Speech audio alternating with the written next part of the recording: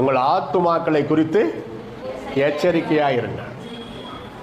ஆத்துமா அப்படின்னு ஒன்று இருக்குது நம்ம உடம்புல. ஆழமான கடினமான சத்தியத்தை எளிதாக மாற்றி கொடுப்பது தான் ஊழியக்காரருடைய வேலை. இந்த செய்திக்கு பிறகு உங்களுக்காக நான் ஜெபம் பண்ணுவேன். சுவிசேஷகருடைய வேலை என்ன?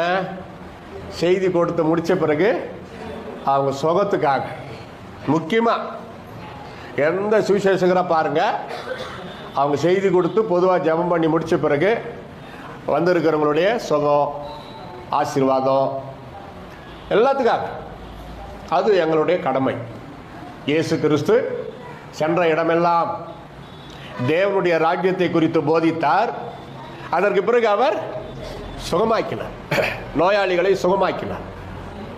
தேவனுடைய ராஜ்யத்தை குறித்து சுவிசேஷத்தை அறிவித்தார். அதை தொடர்ந்து நோயாளிகளை சுகமாக்கினார். அப்படிதான் வரும் நிறைய இடத்துல பார்த்தீங்கன்னா. அப்படிதான் அவர் செய்தார். அதுபோல் நாங்கள் செய்வோம். பக்திக்காக ஒரு சிறப்பு செய்தி இது. இது ரொம்ப பக்தியை உண்டாக்கும். இந்த செய்தி உங்களுடைய ஆவி, ஆத்மா, சரீரத்தில் ஒரு பயபக்தியை உண்டாக்கும் என்று நான் விசுவாசிக்கிறேன். நம்முடைய உடம்பு முக்கூறுகளால் ஆனது, 3 கூறுகளால் ஆனது: ஆவி, ஆத்மா, சரீரம். எப்படி பிதா, குமாரன், பரிசுத்த ஆவி, அதுபோல ஆவி, ஆத்மா, சரீரம். இப்போ ஆவி பொதுவானது, ஜெனரல். சோல் பரிசுத்தமா அசுத்தமா அதை பொறுத்தது, அதுதான் ஆத்மா. சரீரம் நம்ம கண்களால் காணக்கூடியது. தேவனாகிய கர்த்தர் ஆதாமை படைக்கும் பொழுது முதல் மனிதர், யோசித்து பாருங்க, ஒரு மனித தன்மையோடு ஏறக்குறைய 30 வயசு உள்ள ஒரு வாலிபன் எத்தனை கிலோ இருப்பாரு?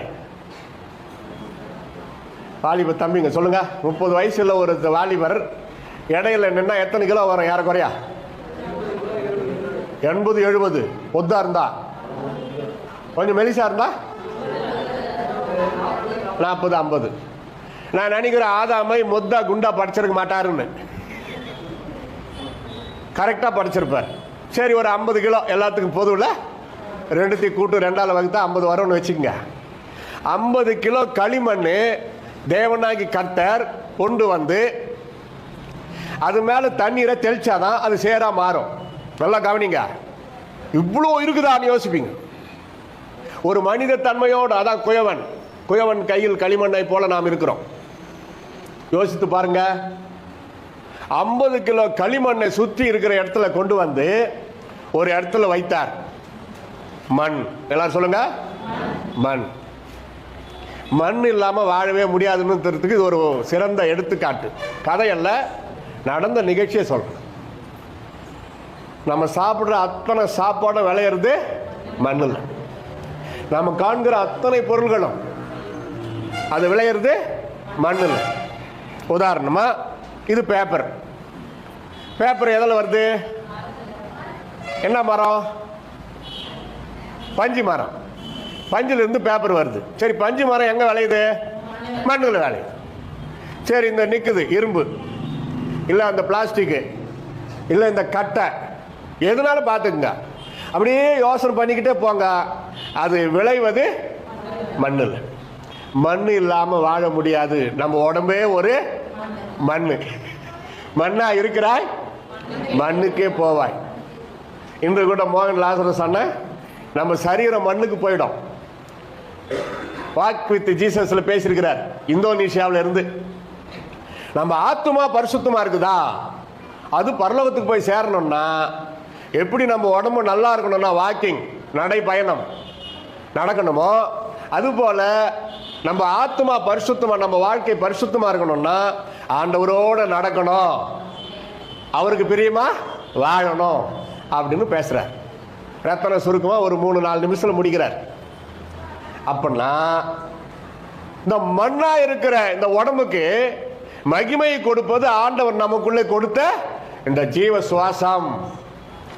இப்போ வாங்க, தண்ணி வேணும். மண்ணில் தண்ணி தெளிச்சாதான் அது சேரா மாறும், அழகான பொம்மை செய்ய முடியும். களிமண்ணில் பொம்மை நல்லா செய்யலாம்.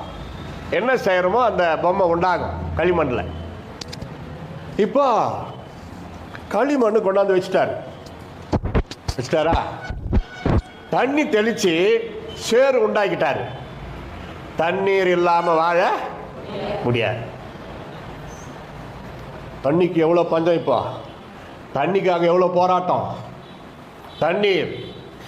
தண்ணீரை விலைக்கு வாங்கி குடிக்கிறோம். பைபிள் இருக்குது, தீர்க்க தரிசனம். அது எழுதப்பட்டப்போ விலைக்கு வாங்கி குடிக்கல. ஆனால் வருங்காலத்தில் அப்படி நடக்கும்ன்றத தீர்க்க தரிசி எழுதியிருக்கிறார். பாட்டிலில் வந்துருச்சு, பேக்கெட்டில் வந்துருச்சு. நல்ல தண்ணியும் வந்துருச்சு பேக்கெட்டில், கெட்ட தண்ணியும் வந்துருச்சு, இல்லை போதை தண்ணியும் வந்துருச்சு. இப்போ தண்ணி விலைக்கு வாங்கி குடிக்கிறோம். அதில் எத்தனை பிரச்சனை. மாநிலத்துக்கு மாநிலம் தண்ணி கொடுக்க முடியாது. அவன் இவன் என்ன சொல்கிறான், தண்ணி கொடுத்தா தான் நாங்கள் வாழ முடியும். தமிழ்நாடு கேட்குது. ஏன்னா மேட்டில் இருந்து தான் தண்ணி பள்ளத்துக்கு வரும். கிழக்கு மேற்கு ஏன் வச்சாங்க, கிழக்கு கொஞ்சம் டவுனாக இருக்கும், 33.5 டிகிரி உலக உருண்டையில். அப்போ மேற்கு திசையிலிருந்து கிழக்கை நோக்கி ஓடி வருகிற சுபாவம் தண்ணீருக்கு உண்டு. அவரு என்ன கொடுக்கறது, அமைதியாக இருந்தாவே தண்ணி தானாக வரும். ஆனால் அவங்க அணை போட்டு தடுத்து நிறுத்துறதுனால ஸ்ட்ரைக் பண்ண ஆரம்பிக்கிறாங்க. ஆனால் அதே மாதிரி தான் அந்த காலத்தில் ஆதாமை உண்டாக்குற அந்த காலகட்டத்தில் தண்ணீர் கிடையாது. குளத்தில் கொட்டையில் கூட தண்ணீர் இருக்கும், ஆனால் எவ்வளோ தூரத்துலேயே தெரியல. மழை கிடையாது. ஆதாமை படைக்கும் அந்த காலகட்டத்தில் மழை கிடையாது. நோவா வரைக்கும் மழை கிடையாது. நோவா சொல்றாரு மழை வரப்போகுதுன்றப்ப, அதனால தான் யாரும் நம்பல. வானத்திலிருந்து மழை தண்ணி கொட்ட போகுதுன்றப்ப அதை கேலி பண்ணாங்க. மழையா, அது எப்படி வானத்திலிருந்து மழை கொட்டும், அது எப்படி வானத்திலிருந்து தண்ணி வரும் அப்படின்னு அப்படி கேலி பண்ணாங்க. ஆனால் 40 நாள் வந்து உலகமே அழிந்தது முதல் முறை. காப்பாற்றப்பட்டார்கள் நோவா குடும்பம். அதுக்கு முன்னாடி தான் ஆதி மனிதர் முதல் நம்ம எல்லாருக்கும் ஒரு பெரிய அப்பா ஆதாம உண்டாக்குற அப்பா தான் ஃபர்ஸ்ட் மெயின் மாஸ்டர் காப்பி அப்பா அவர் தான். இப்போ தண்ணியை தெளிக்கிறார். வாழ்க்கையிலே நமக்கு முக்கியமான தேவை அந்த சேர்க்கிறார் பாருங்க. இப்போ சேரு உண்டாக்கிட்டார், பொம்மை செய்கிறாரியா, எவ்வளோ நேரம் டைம் எடுக்கிறார் பாருங்க. படைத்தான் படைப்பெல்லாம் மனுவுக்காக, மனுவை படைத்தான் தன்னை வணங்க. தேவனாகி கர்த்தர் எல்லாவற்றையும் நமக்காக படைத்தார், ஆனால் நம்மை அவருக்காக படைத்தார். அதான் அதுக்கு அர்த்தம். இப்போ மூக்கு, கண்ணு, தலை, வாய், பல்லு, இந்த உடம்பு, கை எல்லாம் அப்படியே பொம்மை இப்படியே கிடக்குது. அதில் உயிர் இல்லை. தேவனாகி கர்த்தர் குனிந்த ஒரே ஒரு இடம் நான் நினைக்கிறேன், ஆதாமுக்குள்ளே ஜீவ சுவாசத்தை ஊதினார். கையை தட்டி எல்லாரும் பிரைஸ் சொல்லார். அல்லேலூயா. யோசித்து பாருங்க, மண்ணு தரையில் பொம்மை செஞ்சுட்டார் அந்த 50 கிலோ மண்ணில். இப்போ மூக்கில் அப்படி விரல விட்டு எடுத்தாரு, சந்து வந்துருச்சு. அப்படிதான் பண்ணியிருக்க முடியும்.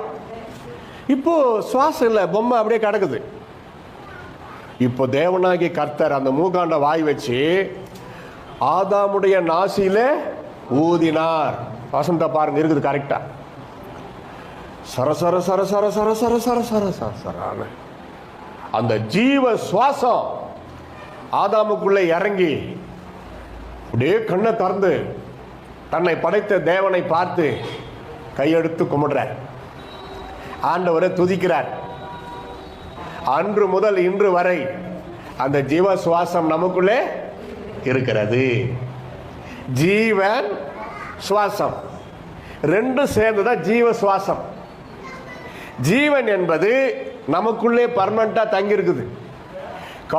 தாயின் கர்ப்பத்திலே நாம் உருவாகும் பொழுதே ஆத்மா உருவாகிறது தெரியுமா?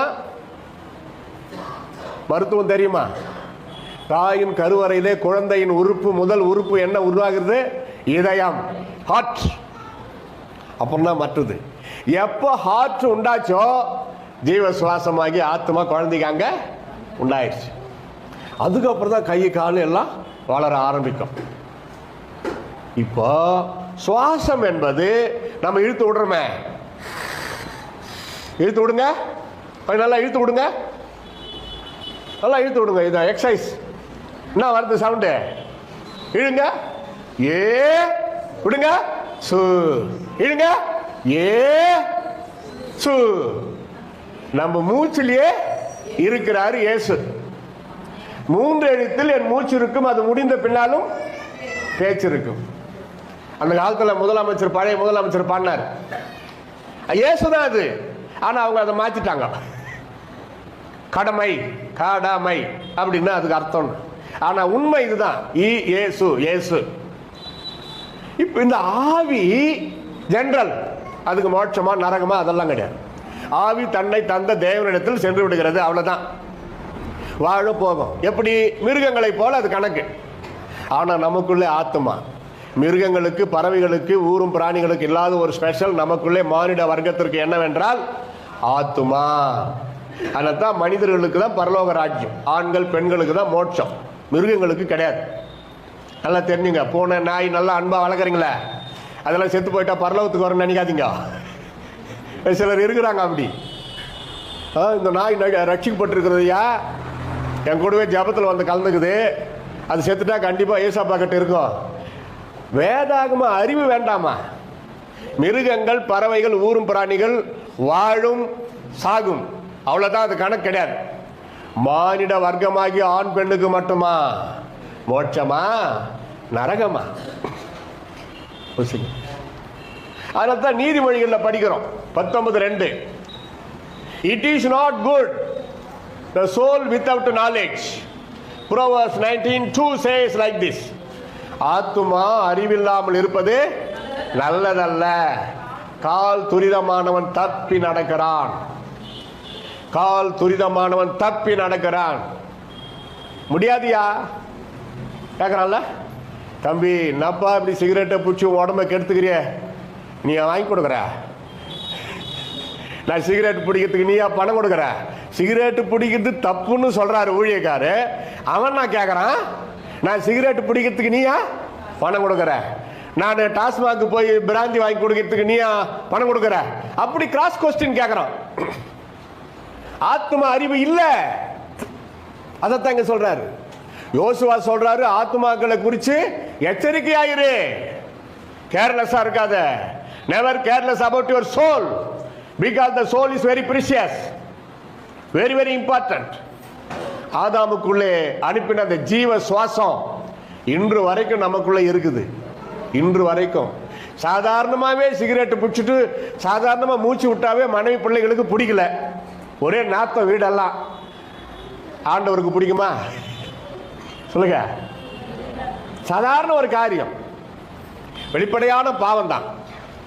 அந்த ரங்கத்தை பற்றி பேசலனா, அந்த ரங்கமும் ஒரு மனிதனுடைய பரிசுத்தம் எங்க ஆரம்பிக்குதுன்னா இருதயத்தில் தான் ஆரம்பிக்குது. அப்படின்னா என்ன? பர்சனல். நம்ம நினைக்கிறோம் பீடி, சிகரெட்டு, விபச்சாரம், கெட்ட வார்த்தை, கலாட்டா, வெளியரங்கமான பாவத்தை தான் பெரிய பாவம்னு நம்ம நினைக்கிறோம். அந்த ரங்க நல்லா கவனிங்க. இயேசு விடுவிக்கிறார். திருத்தணி ஜெப மையத்திற்கு வந்திருக்கிற இந்த கொஞ்சம் பேர்ல யாராவது இன்னும் ரகசிய அந்தரங்க யாருக்கும் தெரியாத அப்படின்னு நினைச்சுக்கிட்டு, கர்த்தருக்கு தெரியும், தேவ தூதர்களுக்கு தெரியும், அவங்க மனசாட்சிக்கு தெரியும், அப்படி இருந்தா பரலோகம் போக ஒரு காலம் முடியாது.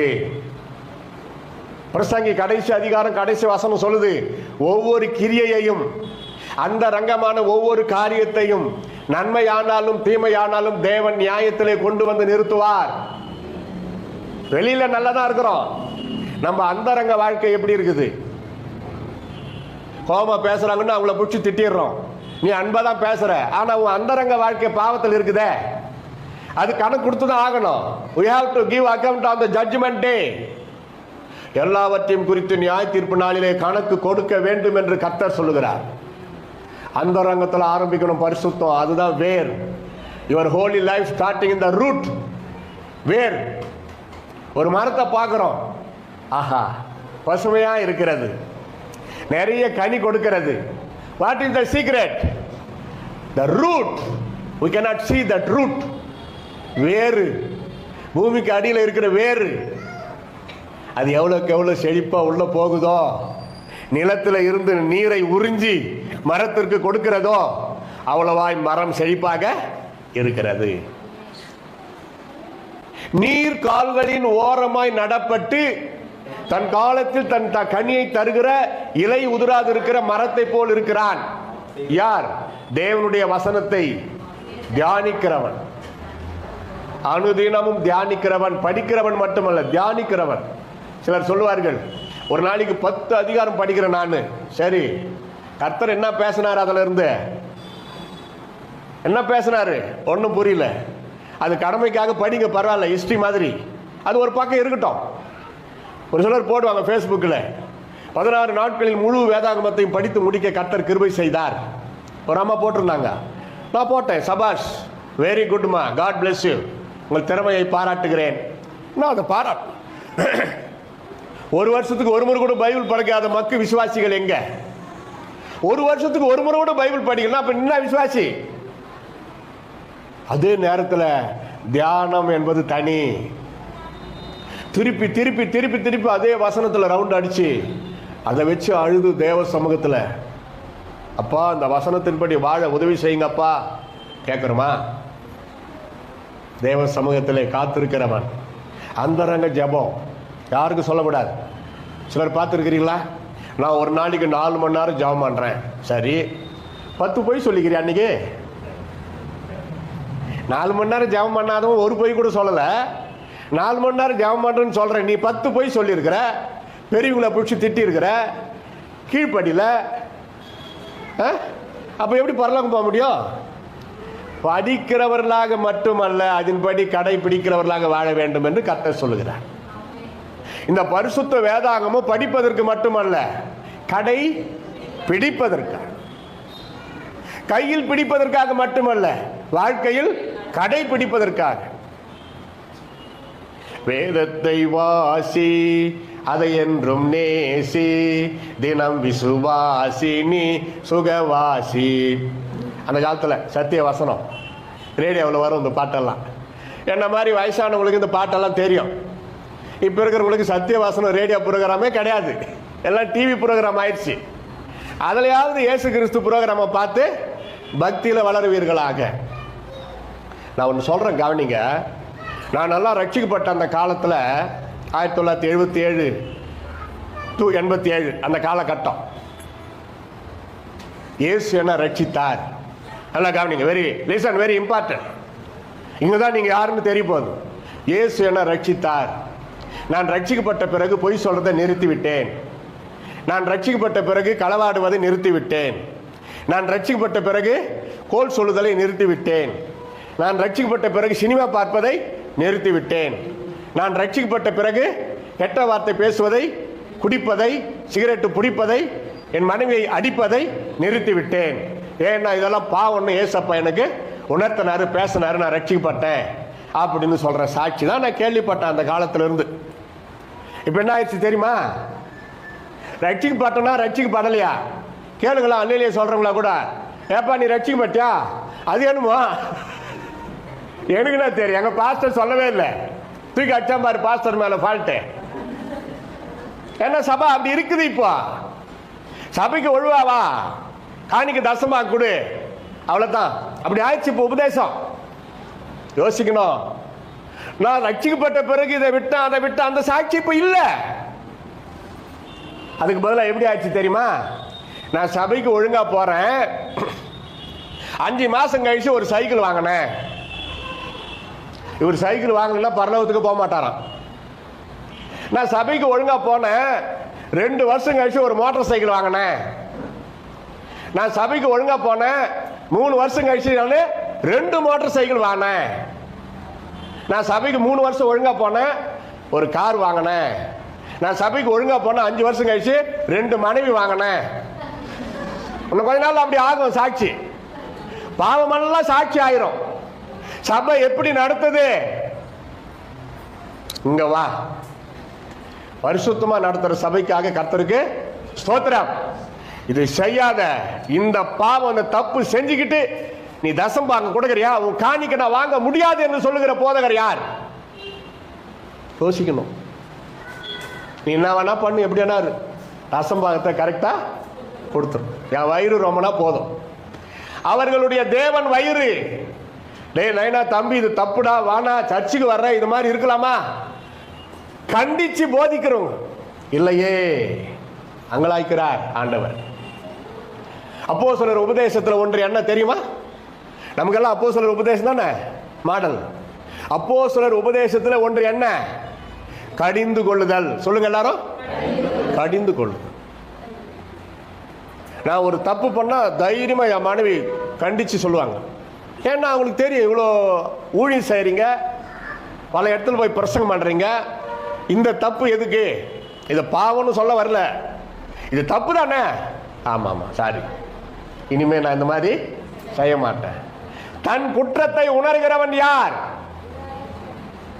என்னங்கய்யா, இப்ப அப்படி இருக்கிறாங்களா? ஒரு புருஷன் தான் மனைவியினுடைய தப்பை உணர்த்துறான், நீ யோக்கியமா? அவ்வளவுதான், போச்சு. அங்கே ஆண்டவர் கிரியை செய்ய அங்க இடம் இல்ல. நீ யோக்கியமா? உன்னை பத்தி எனக்கு தெரியாது. அப்படி வாழறாங்க இப்ப நிறைய கணவன் மனைவி வீட்டுல. பயங்கரமான தப்பு. ஆத்துமா அறிவில்லாமல் இருப்பது நல்லதல்ல, கால் துரிதமானவன் தப்பி நடக்கிறான். 3 கூறுகளால் ஆன இந்த உடம்பு, ஆவி, ஆத்மா, சரீரம். இந்த ஆத்மா அறிவு தான் இருக்கும்.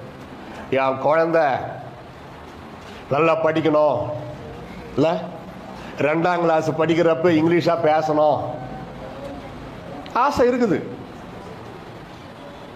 வேதத்தை வாசிக்க வைக்கணும். தினந்தோறும் ஒரு வசனத்தை, நியாயப்பிரமாணம் படிச்சு பார்த்தீங்களா? பழைய ஏற்பாடு. ஒரு எபிரேய ஸ்திரீ தன் குழந்தைக்கு பால் ஊட்டும் போதே அந்த காதுக்கு கேட்கிற மாதிரி அந்த குழந்தை தேவனுடைய வார்த்தையை சொல்லுவாங்களாம், வசனத்தை சொல்லுவாங்களாம் அந்த குழந்தை காது கேட்கறதுக்கு. அதே போல சாப்பாடு சாப்பிடும் பருவம் அந்த குழந்தை வளரும் பொழுது சாப்பாடு ஊட்டி கொண்டே தேவனுடைய வார்த்தையை சொல்லுவாங்களாம். நம்ம சொல்றோமா? நம்ம பிள்ளைகளுக்கு சொல்றோமா? அட்லீஸ்ட் ஒரு வாரத்துக்கு ஒரு வசனமான சொல்றோமா? ஒரு பாட்டு, இயேசு கிறிஸ்து பாட்டாவது கற்றுக் கொடுக்கிறோமா? எப்போ 3 வயசுக்கு மேல பையனுக்கோ பொண்ணுக்கோ ஆகுதோ, நம்ம சொல்றதை கேட்கிற அறிவு வந்து விட்டதான ஆகையினால வசனத்தை சொல்லு. உங்க குழந்தை பார்க்கட்டும், அப்பா அம்மா நெடு முட்டி போட்டு ஜெபிக்கிறத உங்க குழந்தை பார்க்கட்டும். எப்பனா பார்க்குற மாதிரி நீங்க ஜெபம் பண்ணி இருக்கிறீங்களா? சண்டை, கலாட்டா, பிரச்சனை, பசங்க எதிர்க்கதான் ஆர்குமெண்ட் நடக்குது, அதை குழந்தை பார்க்குறோம். என்னது இது? அப்பா அம்மா, அவ்வளோதான். என்ன ஆச்சு உங்களுக்கு? ஒரு சின்ன குழந்தை பிஞ்சு உள்ளத்துல நஞ்சை வளர்க்கிறார்கள். பிள்ளைகளை சிறு பருவத்திலிருந்து ரவுடிகளாக வளர்க்குறவங்களும் இருக்கிறாங்க. அது வேற யாரோ போட்டோம். கர்த்தருடைய பிள்ளைகள் அப்படி இருக்கவே கூடாது. பிள்ளை ஆண்டானை சத்தியத்தில் நடத்து என்று கர்த்தர் சொல்லுகிறார். உங்க பிள்ளைகளுக்காக நீங்க ஜெபிக்கணும், அழணும். எருசலேம் குமார்த்திகளே, நீங்கள் எனக்காக அழ வேண்டாம், உங்களுக்காக, உங்கள் பிள்ளைகளுக்காக அழுங்கள். நடக்குதா இல்லையா? ஆமா. எத்தனை வீட்டில் அவங்க பையனுக்காக, அவங்க பையன் மகளுக்காக வந்து அழறாங்க. நடக்குதா இல்லையா? என்ன, அப்பா அம்மா சொல்லு பேச்ச கேட்கறது இல்லை. அப்பா அம்மா சொல்ற வேதம் தேவனுடைய வார்த்தை. அவங்களும் அவங்க என்னவோ எப்படியோ அவங்க பண்ற தப்போ பாவமோ நீ தெரிஞ்சுக்கிட்ட. சரி, அவங்க என்ன சொல்றாங்க?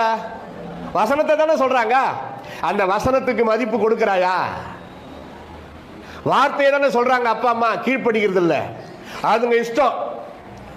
பொண்ணு பையனை மாப்பிள்ளைய தேடிக்க வேண்டியது இப்ப நடக்கிற நிகழ்ச்சி அதான். அதுக்கப்புறம் பிரச்சனை வர்றப்போ கர்த்தர் மேலேயே குறை சொல்ல வேண்டியது, அப்பா அம்மா மேல குறை சொல்ல வேண்டியது, தாத்தா பாட்டி மேல குறை சொல்ல வேண்டியது, எல்லாரும் புடிச்சுக்கணும் திட்ட வேண்டியது. உனக்கு பொண்ணு பார்த்தது யாரு? உங்க அப்பா அம்மாவா? இல்லை. மகளே, நீ மாப்பிள்ளை தேடிக்கிறது நீ தான். அப்பா அம்மா பேச்சுக்கு நீ கீழ்ப்படிஞ்சியா?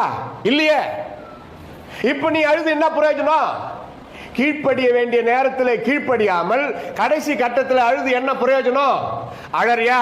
அப்படியே ஜெபம் பண்ணு, நான் தான் இதுக்கு காரணம், என் பாவத்தை மன்னி ஆண்டவரேன்னு அப்படியாவது கேளு. கடைசி கட்டத்திலேயாவது ஆண்டவர் மன்னிப்பார். அல்லேலூயா. சிம்சோன் கடைசி கட்டம், பழைய ஏற்பாட்டில் சிம்சோன் கடைசி கட்டம், தான் சாகறதுக்கு முன்னாடி. பழைய ஏற்பாடு படிச்சிருக்கீங்களா? இன் இங்கிலீஷ் சாம்சன், தமிழ சிம்சோன். ஆண்டவரே, இந்த ஒரு விசை என்னை நினைத்தரணும், இந்த பெலிஸ்தரை பழிவாங்க இஸ்ரவேலர் பக்கமா நின்று நான் கெஞ்சி கேட்கிறேன், நான் செத்தா கூட பரவாயில்ல, ஒரு விசை என் ஜெபத்தை கேளுன்னு சொல்லி அந்த கட்டடத்தை தாங்கியிருக்கிற அந்த 2 பில்லரை இடிச்சு தள்ளிட்டு, அவன் உயிரோடு இருந்த நாட்களில் அவனால் மரித்தவர்களை விட அவன் சாகும் பொழுது அவனால் மரித்தவர்கள் யாரால்? அவன் ஜெபத்தை கடைசி கட்டத்தில் கர்த்தர் கேட்டாரே, அப்போ கூட பாருங்க, தனக்காக இல்லை, அவன் சாக போறான்னு தெரிஞ்சிச்சு, நான் மக்களுக்காக தான் அவன் கேட்கறான். எதிரிகளை பழிவாங்கும்படி தான் அவன் கேட்டான். அது பழைய ஏற்பாடு. புதிய ஏற்பாட்டுக்கு வாங்க. இயேசு வந்தாரு, புதிய ஏற்பாடும் வந்துச்சு. எதிரிகளை அழிப்பதற்காக ஜெபம் பண்ணாத மகனே மகளே, உன் சத்துருவை நேசிப்பாயாக. உன் சத்துரு பசியா இருந்தால் அவனுக்கு ஆகாரம் கொடு, அவன் தாகமா இருந்தால் தண்ணீர் கொடு. கிறிஸ்துமஸுக்கு ஸ்வீட்டு வாங்கிட்டு போய் அவங்கள பார்த்து பேசிட்டு சிரிச்சிட்டு ஜெபம் பண்ணிட்டு வா. கிறிஸ்துமஸ் வரப்போகுது. யார் யார் மேலே உங்களுக்கு கசப்பு கோபம் இருக்குதோ, கிறிஸ்துமஸுக்கு முன்னாடி நாள் ஸ்வீட்டு இப்போ வாங்கி வச்சுக்காதீங்க. கிறிஸ்துமஸுக்கு முன்னாடி நாள் வாங்கி கொண்டு போய் அவங்கள பார்த்து பேசிட்டு அன்பு செலுத்திட்டு ஒப்புரவாயிட்டு வாங்க. அவங்க மேலே தப்பு இருக்கலாம், உங்கள் மேலே தப்பே இல்லை, ரைட்டு, கொஞ்சம் முன்னேறி போகலாமே. 100க்கு 35 எடுத்தால் பாசு தான். ஆனால் கரெக்டாக 35 மார்க்குக்கு நம்ம எழுதிட்டு வரோம். அதாவது படிக்கிறப்போ சொல்கிறேன். சரி, பார்த்துருக்கீங்களா? 40 மார்க்குக்கு கரெக்டாக எழுதிட்டு வருவான், 10 கூட வராது. 100க்கு 100 எடுக்கணும்னு எழுதின்னு வர்றவனுக்கு 35 கூட கிடைக்கல. அவங்களுக்கு நினப்பு கரெக்டாக வந்துடும் கிடையாது. அதனால 100க்கு 100 எடுக்கணுமா? சாதாரண மாணவர்களே அல்ல, சத்துருக்களையும் நீ வாழ்த்து, நேசி, mark 100. Praise the Lord. Hallelujah. இயேசு போதித்தார், அதை கடைபிடித்தார். போதித்ததை கடைபிடித்தார். கிறிஸ்தவமே அன்பிலே தான் இருக்கிறது. எங்கேயாவது ஒரு கிறிஸ்தவன், நல்லா கவனிங்க, எங்கேயாவது ஒரு கிறிஸ்தவன் இந்து கோயிலை இடிச்சான், முஸ்லீம் மசூதியை இடிச்சான் கேள்விப்பட்டிருக்கிறீங்களா? கிடையாது. ஆனா மற்றவங்க தான் கிறிஸ்தவ கோயில, தேவாலயத்தை இடிச்சிருக்கிறாங்க, கொளுத்தி இருக்கிறாங்க, கர்த்தருடைய பிள்ளைகளை கொலை பண்ணியிருக்கிறாங்க. கொலை பண்ணிட்டோன்னு அவங்களுக்கு நினைப்பு. ஆனா பைபிள் சொல்லுது, அவர்கள் ரத்த சாட்சியாய் மரித்து ஆண்டவரிடத்துல இருக்கிறார்கள். கைத்தட்டி எல்லாரும் பிரைஸ் தி லார்ட். ஹல்லேலூயா. கர்த்தருக்கு ஸ்தோத்திரம். 3 யோவான் 2வது வசனம், ஒரே அதிகாரம் தான் அது. நிருபம். பிரியமானவனே, உன் ஆத்மா வாழ்கிறது போல எல்லாவற்றும். நான் சொல்லுகிற ஒவ்வொரு வசனத்திலையும் ஆத்துமா, சோல் அப்படின்னு வரும். இங்கிலீஷ் பைபிள் வச்சுன்னு இருந்தா பாருங்க, சோல். ஆவிக்கு ஸ்பிரிட், சரீரத்துக்கு பாடி ஆர் ஃப்ளஷ் அப்படி வரும். ஆகையினால அதை பகுத்து அறிந்து கொள்ளுங்கள். உன் ஆத்துமா வாழ்ந்தால் நீயும் வாழ்கிறாய். உன் ஆத்துமா சுகமாய் வாழ்ந்தால் நீயும் சுகமாய் வாழ்கிறாய். 10 பேருக்கு தானம் தர்மம் பண்ணி பாருங்களா, வீட்டில் வந்து ரிலாக்ஸாக ஒரு நல்ல பெருமூச்சு விட்டுட்டு நிம்மதியாக தூங்கலாம். ஒரு 1000 ரூபாய் செலவு பண்ணுங்களா ஏழை எளிய மக்களுக்கு, 50,000 ரூபாய் வர வேண்டிய செலவை தடுக்கலாம். என்ன அர்த்தம்? ஹார்ட் அட்டாக்கை தடுக்கலாம். ஏழைக்கு இறங்காதவன் தரித்திரனாக மாறுவான். ஏழைக்கு இறங்குவோன் கர்த்தருக்கு கடன் கொடுக்கிறான். பைபிள் சொல்லுது, ஆதியாகமம் முதல் வெளிப்படுத்தல் வரை தேவனாகிய கர்த்தர் ஏழைகள் பக்கம் அவர்கள் மேல் மனது உருகுகிற, விதவைகள் பக்கம் மனம் இறங்குகிற, அனாதைகள் திக்கற்றவர்கள் பக்கம் பரிதாபப்படுகிற தேவனாய் இருக்கிறார். அவர்களுக்கு இறங்க வேண்டும் என்று கர்த்தர் சொல்லுது. அதான் உன் ஆத்மா வாழ்வதற்கு அடையாளம். ஆத்மா வாழுதா, நீயும் நன்றாக வாழ்வாய். சரீரம் என்ன பலவீனம் அடைந்தாலும் ஆத்மாவிலே ஒரு திருப்தி, சந்தோஷம், மன மகிழ்ச்சி உண்டாகும். அதான் மனசாட்சின்றாங்க. பொதுமக்கள் சொல்லுகிறது என்ன? ஏதாவது மனசாட்சி இருக்குதா அவனுக்குன்னு கேட்குறாங்களே. இது பொதுவான வார்த்தை, இது கரெக்டு தான். பைபிள் லாங்குவேஜ்னா ஆத்துமா. நீ செய்யறது உனக்கே நல்லா இருக்குதா? ஆத்துமாவுக்கு விரோதமாய் நீ நடக்கிறாய், போர் செய்கிறாய், கர்த்தருடைய சித்தத்தை நீ மீறுகிறாய். அவ்வளோ இருக்குது. கர்த்தர் பேசுறார். யோசித்து பாருங்க. உலகமா, ஆத்மீகம், ஆன்மீகமா, பக்தியா? சரீர சுகம் மட்டும் போதுமா? சரீர ஆசீர்வாதம், பணம், லக்ஸூரியஸ், வசதி, இதுலயே நீ வாழ்ந்துட்டு நரகத்துக்கு போறியா? நான் தரித்திரத்திலே தள்ளப்பட்டாலும் என் ஆண்டவர் இயேசுவுக்காக நான் வாழ்வேன். பரிசுத்தத்தை நான் ஒரு காலம் இழக்க மாட்டேன். என் ஆண்டவருக்கும் பரிசுத்தத்திற்கும் நெருங்கிய தொடர்பு. ஏன்னா பரிசுத்தம்னாவே இயேசுதான். பாருங்க, ஜெபம், உபவாசம், பரிசுத்தம், நீதி, நேர்மை, இதெல்லாம் பைபிள்ல இருந்து வந்தது தான், கிறிஸ்தவத்துல இருந்து வந்தது தான். மோட்ச பேரின்பம், பரலோகம், பொதுமக்கள் சொல்றாங்க ஸ்ரீ வைகுண்டம், கைலாசம், எல்லாம் ஒண்ணுதான். அது பைந்தமிழ். ஸ்ரீ வைகுண்டம், கைலாசம் அது இந்துக்கள் சொல்ற வார்த்தை நினைக்காதீங்க, பைந்தமிழ். இந்துக்கள் மத்தியில் போய் நான் பிரசங்கம் பண்றப்போ அப்படிதான் சொல்லுவேன், நீங்க ஸ்ரீ வைகுண்டம் அந்த கைலாசம் போனோம்னா எம்பெருமான் இயேசு கிட்ட வாங்க அப்படின்னு. அப்பதான் அவங்களுக்கு ஒரு சந்தோஷமா இருக்கு. கிராமத்தில் போய் நின்று கர்த்தராகி இயேசு கிறிஸ்துன்னா ஏன்டா கர்த்தரானுவான். ஏன்னா அவனுக்கு தெரியாது. 4 பேர் போய் தெருவில் நின்று இந்துக்கள் ஏரியாவில் அக்னி இறங்குது, அக்னி இறங்குதுன்னா பக்கெட்ல தண்ணி எடுத்துன்னு வந்துடுவான். எங்க அக்னின்ட்டு அவனுக்கு தெரியாது. அக்னி என்றால் என்னவென்று அவனுக்கு தெரியாது. நம்மளுக்கு தெரியும். பரிசுத்த ஆவியானவருக்கு அக்னி அப்படின்னு ஒரு பேர் உண்டு. அதுபோல கிராமத்து மக்கள் கிட்ட, பொதுமக்கள் கிட்ட அவங்க பாணியிலேயே பேசணும். அவங்க சாமி சாமின்றாங்களே, அவங்க பாணியில் ஏசு சாமி தான் உண்மையான சாமி, அவர்கிட்ட வாங்க அப்படி சொல்லணும். ஆலயத்துக்குள்ள அது ஆபரேஷன் தியேட்டர். சத்தியத்தின்படி, பைபிள் வசனத்தின்படி அங்கே லாங்குவேஜே மாறும், பைபிள் லாங்குவேஜே ஆகும். அதுக்கு நம்ம விட்டு கொடுக்கணும். இப்போ ஆத்துமா ஈடேற, பரிசுத்த வாழ்க்கை வாழ உங்கள் ஆத்துமாக்களை குறித்து எச்சரிக்கையாயிருங்கள் என்று சொன்னாரே யோசுவா. அப்ப என்ன என்ன எப்படி இருந்தா எச்சரிக்கையா இருக்கிறேன்னு அர்த்தம். Beware of your soul. 1 பேதுரு 2ஆம் அதிகாரம் 11வது வசனம் வாசிக்க கேட்போம். 1 பேதுரு 2:11.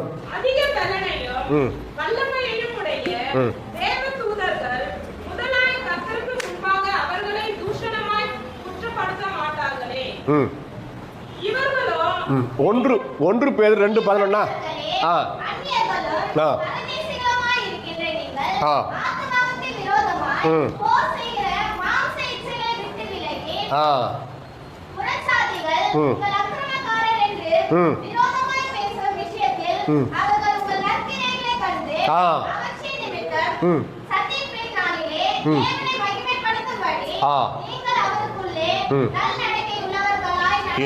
நடந்து என்ன அழகான அருமையான வார்த்தை பாருங்க. அந்த வசனங்கள் சொல்லுகிற உபதேசத்தை கவனிச்சிங்களா? ஆத்துமாக்களுக்கு விரோதமாக போர் செய்கிற மாமிச இச்சைகளை விட்டு விலகி முதலாவது உன்னை பரிசுத்தமாய் காத்துக்கொள்ளுங்கள்.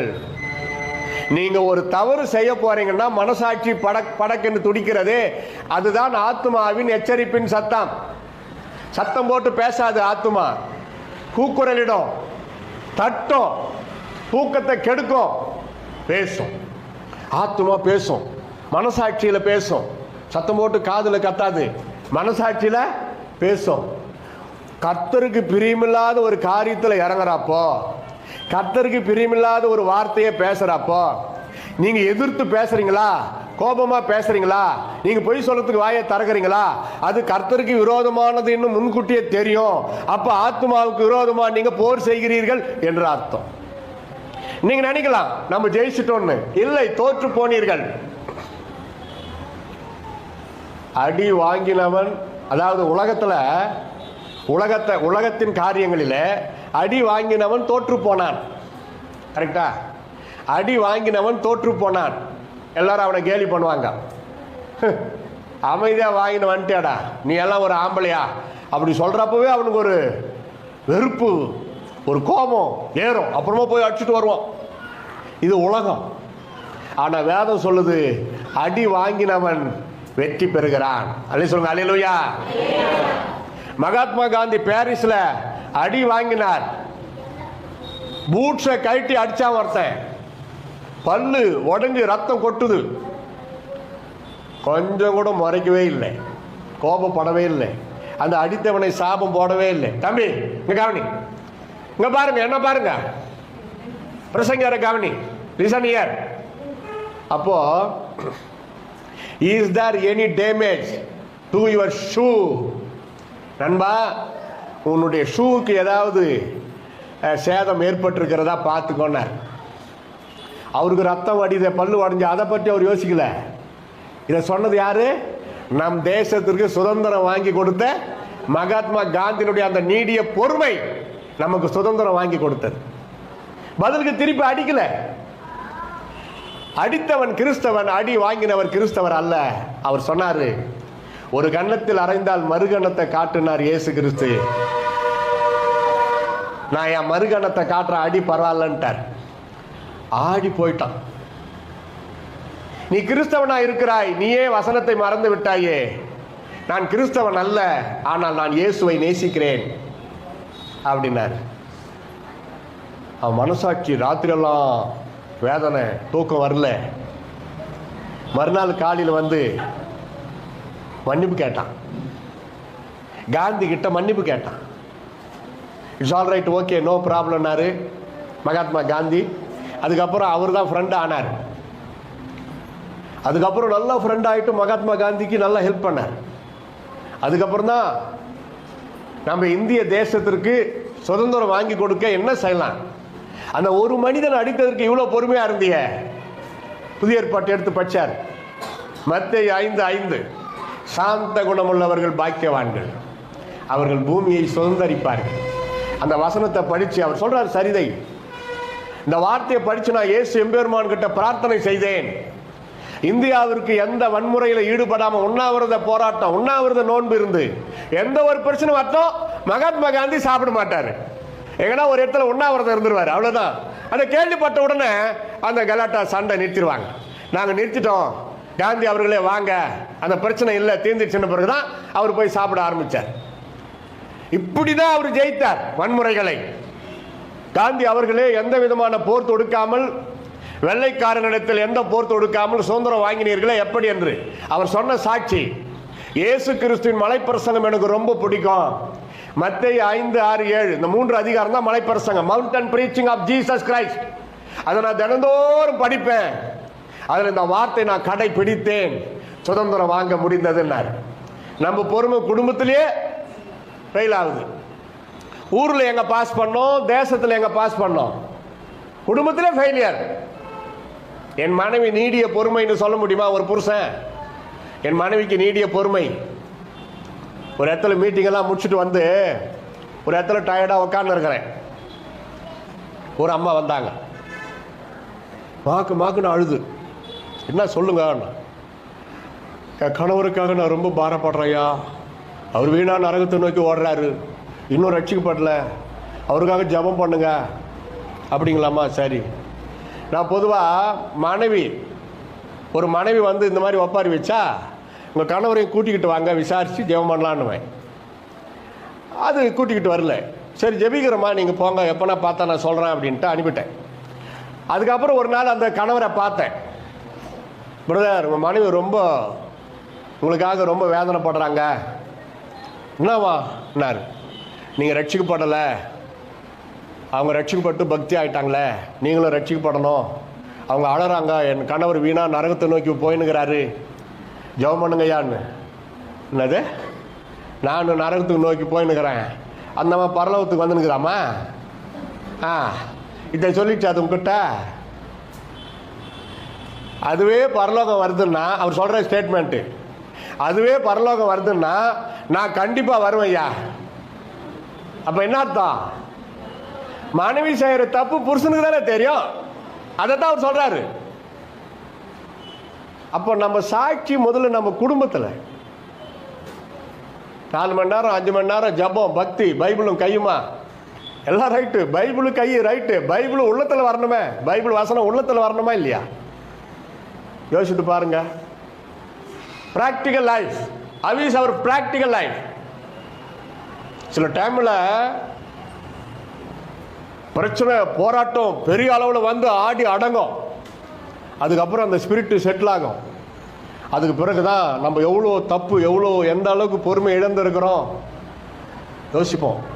சரி, அப்பாவது ஆண்டவர்கிட்ட மன்னிப்பு கேட்கணும். ஒரு வெள்ளை சுவற்றில் ஒரு கருப்பு புள்ளி பட்டா கண்டிப்பாக அது தெரியும். கருப்பு பிளாக் போர்டில் கருப்பு புள்ளி பட்டா தெரியாது. தண்ணீருக்குள்ளே மூழ்கி இருக்கிறவன் அவன் எவ்வளோ மூழ்கி இருந்தாலும் அவன் தலைக்கு மேலே எவ்வளோ தண்ணி இருக்குதுன்னு அவனுக்கு தெரியாது. அவன் மேலே எழுந்து வர்றப்போ தான் ஓஹோ மேலே வந்துட்டோன்னு தெரியும். பாவத்தில் கிடக்கிறவன் அந்த மனசாட்சியை ஒத்துக்க வைக்க மாட்டான். சிலர் பார்த்துருக்கிறீங்களா? ஒத்துக்க மாட்டாங்க. பைபிளுடைய சாராம்சமே என்ன தெரியுமா? தன் பாவங்களை மறைக்கிறவன் வாழ்வடைய மாட்டான், அவைகளை அறிக்கை செய்து விட்டு விடுகிறவனோ இரக்கம் பெறும். முதல்ல ஒத்துக்கோ, அதுக்கப்புறம் செட்டிலாக.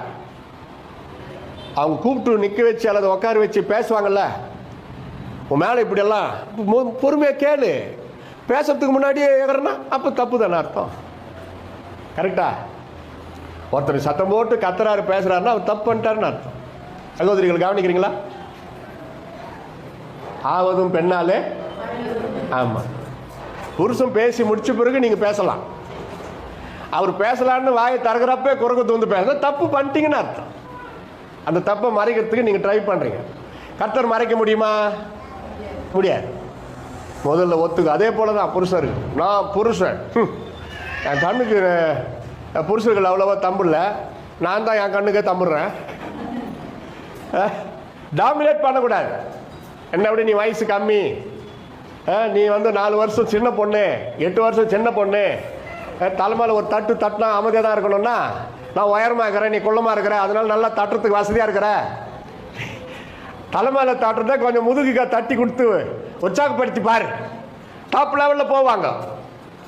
உற்சாகப்படுத்தி பாருங்க.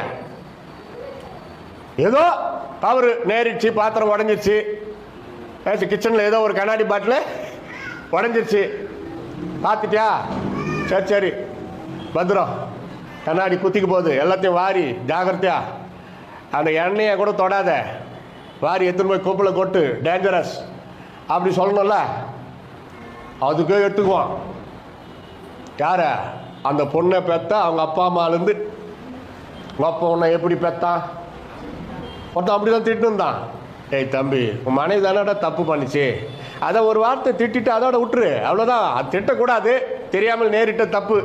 ஆனாலும் உனக்கு மனிதன், தெய்வீக மனிதனாக இருந்தால் மன்னிப்பேன். நீ சாதாரண மனிதன், உன் மனைவி மேலே இருக்கிற கோபத்தில் உனக்கு மண்டையில் மூளை இல்லையா, ஏன் பொறுமையாக செய்கிறது இல்லையா, அது ஜென்ரல், அதோட விட்டுரு. அதை பெற்ற அவங்க அப்பா அம்மாவை ஏன் திட்டுற அப்படின்னு கேட்டா அவன் என்ன சொல்கிறான் தெரியுமா? பாஸ்டர், ஒரு டிவி வாங்குறோம், அது ரிப்பேர் ஆயிடுச்சு, டிவியை திட்டுறோம், கம்பெனியை தானே திட்டுறோம், டிவி மேக் பண்ண கம்பெனி தானே திட்டுறோம், இந்த பொண்ணை மேக் பண்ண கம்பெனி யாரு? அப்பா அம்மான்றோம். இன்னும் ஞானம் அறிவு பார்த்தியா? டே, இப்படி ஒரு சுலோகம் இருக்குதான்னு அப்பதான் நான் யோசிக்கிறேன். அப்புறம் தான் யோசித்தேன், சொன்னேன், டேய் நல்லா கிரிமினலாக தான் இருக்கிற, நீ ஒரு தப்பு பண்ணா உன் மனைவி இந்த மாதிரி உன் அப்பா அம்மாவை திட்டினா நீ அமைதியாக பொறுப்பாக சிரிப்பியா? அதோட அடங்கலாம். நீ செய்தபடியே உனக்கும் செய்யப்படும். சில இடத்துல இப்போ இருக்கிறாங்க, அப்போல்லாம் அமைதியாக இருப்பாங்க, இப்போ கேட்குறாங்க பதிலுக்கு. சகோதரிகள், இப்போ இருக்கிற பொட்ட பசங்க அப்படி கிடையாது, பொறுமை. கேட்குறான் புருஷன், உங்கள் அப்பா அம்மா உன்னை எப்படி பார்த்தாங்க? அது என்ன சொல்லுங்க, உங்கள் அப்பா அம்மா உன்னை எப்படி பார்த்தாங்களா? பதிலுக்கு பதில். அதான் பைபிளில் பார்த்தீங்களா? நீ எப்படியோ ஆதாமே உனக்கு ஒரு நல்ல மனைவி தரணும் சொல்லலையே, ஏற்ற துணை. சொல்லுங்க எல்லாரும். ஆமா, நீ எப்படி அப்படிதான் உனக்கு வரும். அது எப்படி நீ மட்டும் இப்படினாலும் இஷ்டத்துக்கு வாழலாம், உன் மனைவி மட்டும் கரெக்டாக இருக்கணுமா? அதுதான் அதுக்கு அர்த்தம். அதனால தான் ஒருவரை ஒருவர் பக்தி உள்ளவர்களாய். எபேசியரில் என்ன பார்க்கிறோம்? ஒருவருக்கொருவர் போதித்து புத்தி சொல்லி ஒருவருக்கொருவர் கீழ்ப்படியுங்கள். மனைவி புருஷனுக்கு அடங்கணுமா, புருஷன் மனைவிக்கு அடங்கணுமா? நான் சொல்றேன், தெய்வ பக்தியோட ஒருவருக்கு ஒருவர் அடங்கி இருக்கு, அவ்வளவுதான். தெய்வ பக்தியோட மனைவியும் சில வீடுகளில் நல்ல ஆலோசனை சொல்றாங்க. எல்லாருமே தப்பா சொல்றாங்கன்னு சொல்ல முடியாது. பிலாத்து மனைவி பாருங்க, பிலாத்து மனைவி லெட்டர் எழுதி அனுப்புறாங்க. இயேசுவை நியாயம் விசாரிக்கிறார் அந்த காலத்து ரோம சக்கரவர்த்தி.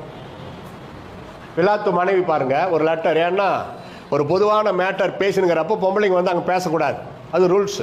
அதனால அந்த அம்மா லெட்டர் அனுப்புகிறாங்க, ஒரு வேலைக்காரிக்கிட்ட கொடுத்து அனுப்புகிறாங்க. ஏன்னா ராஜா ராணின்னா வேலைக்காரி இருப்போம், இல்லை வேலைக்காரனாக இருக்கலாம். இதை கொண்டு போய் உடனே ராஜா கிட்ட கொடு.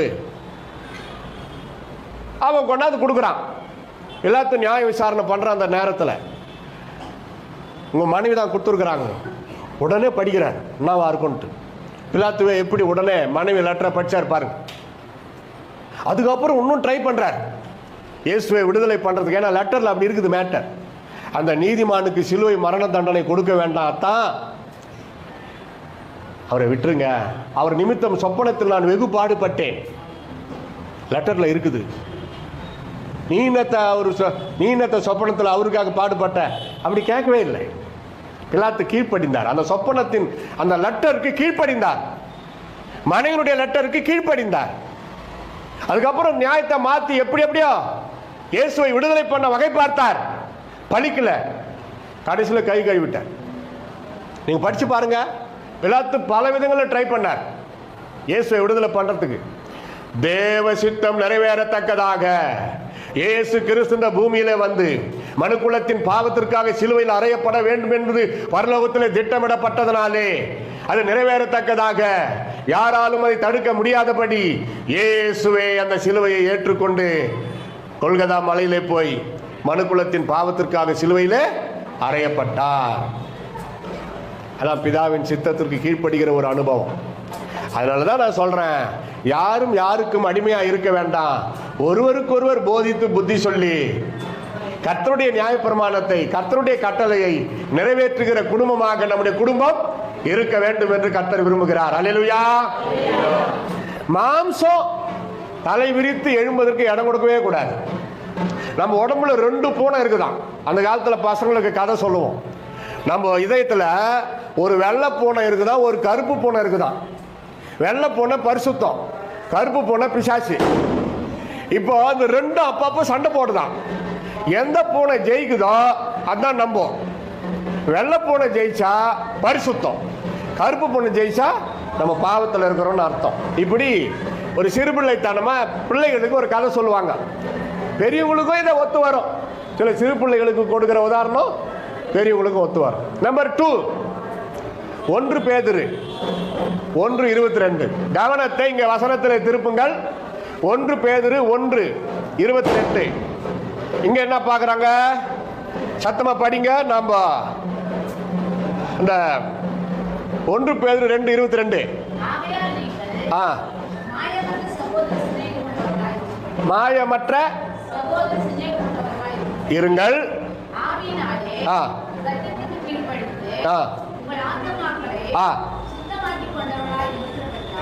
போதும் இருங்க. அது 2 பாயிண்ட் வருது, அதில் கவனிங்க.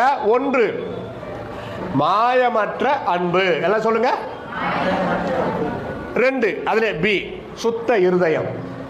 பழைய ஏற்பாட்டிலும் சரி புதிய ஏற்பாட்டிலும் சரி, எல்லாவற்றை காட்டிலும் இருதயமே திருக்குள்ளதும் மகா சாதாரண கேடு இல்ல, மகா கேடு உள்ளதுமா இருக்கிறது. ஏனென்றால் இருதயத்தில் இருந்துதான் புறப்படுகிறது. விபச்சாரம், வேசித்தனம், கொலை, வெறி எல்லாம் இருதயத்தில் இருந்து. இப்போ இது இப்படி கரடு முரடா கிடக்கிற இந்த இருதயம், இதுக்கு என்ன பாடுபட்டாலும் சரியாகாது.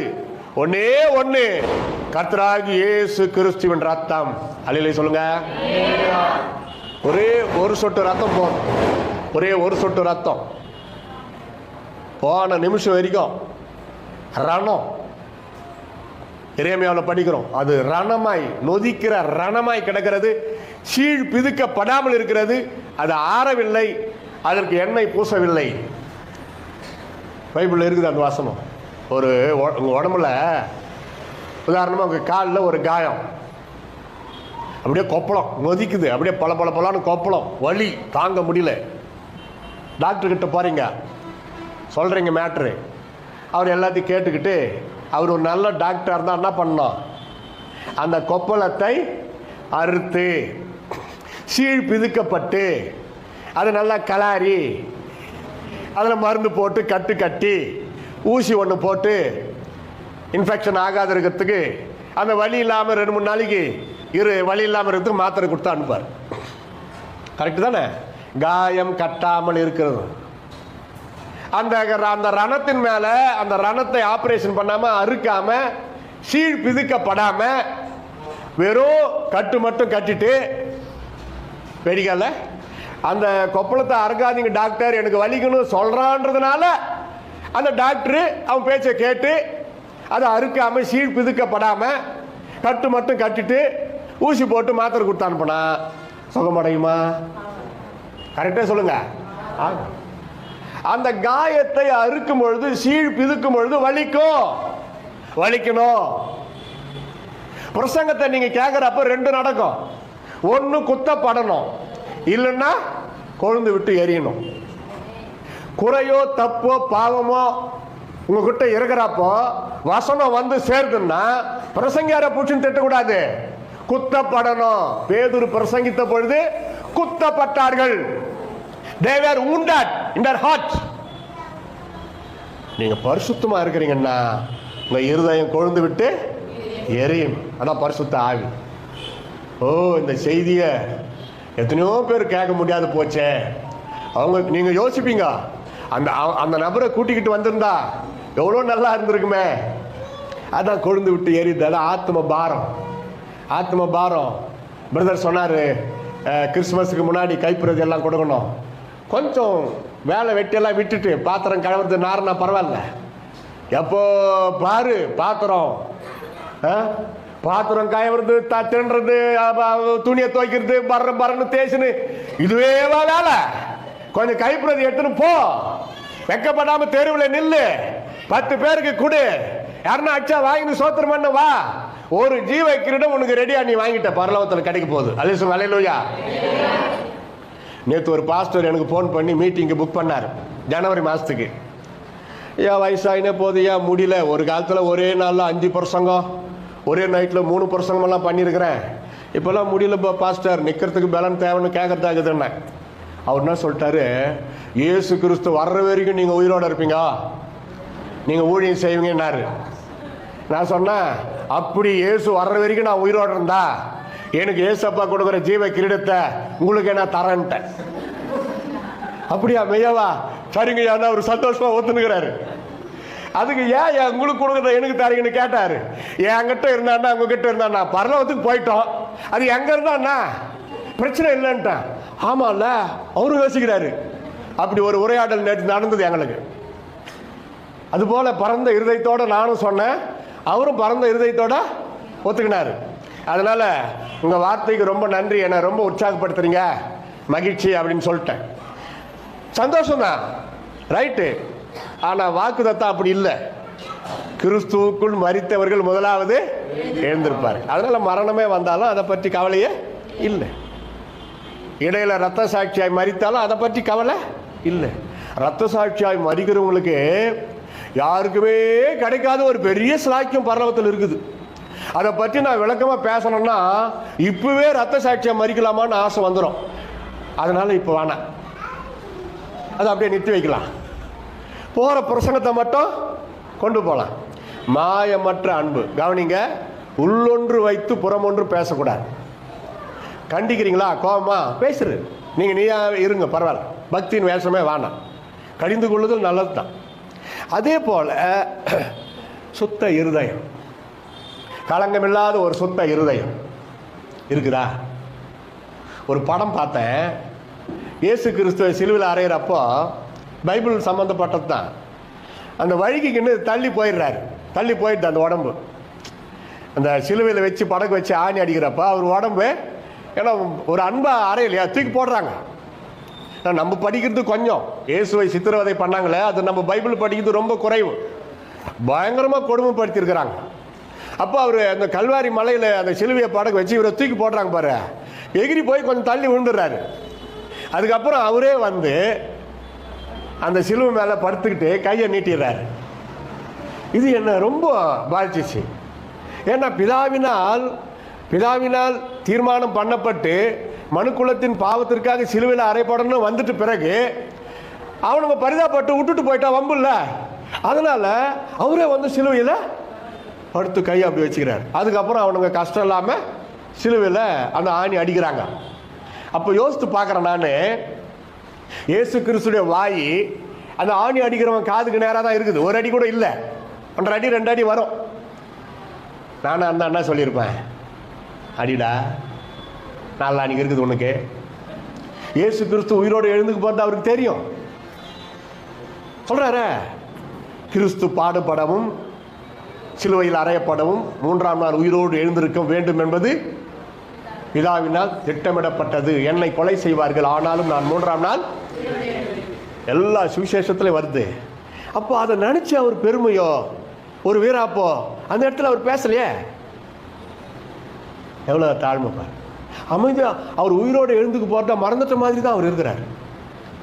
நானா இருந்தா கண்டிப்பா ஞாயிற்றுக்கிழமை காலையில் இருக்குதுடா அவனுக்கு அடி, எவ்வளோ அடிக்கிறியா அட்ரா கரெக்டா. இதுல வாரம் சிலுவையில் அடிச்சு நிக்க வச்சுட்டாங்க. ஒருத்த கேட்கறான், சொல்லுங்க யாரு என்ன கேட்கறான்? சூப்பர், நான் நினைச்ச பதில் சொல்லிட்டீங்க. கைத்தட்டு எல்லாரும் 3 பேர் சொல்லிட்டாங்க. நீ தேவகுமாரன் என்பது உண்மையானால் சிலுவையில இருந்து இறங்கி வா அப்படின்றான். நான் அந்த இறங்கி வந்துருப்பேன். ஏன்னா உங்களை சொல்லக்கூடாது, நீங்க ரொம்ப பொறுமை. உதாரணம் என்னையே சொல்லலாம். நான் அந்த இறங்கி வந்துட்டு என்ன பண்ணிருப்பேன், சிலுவை அப்படி கையில தூக்கி இருப்பேன். ஏன்னா பவர் வந்துருச்சே.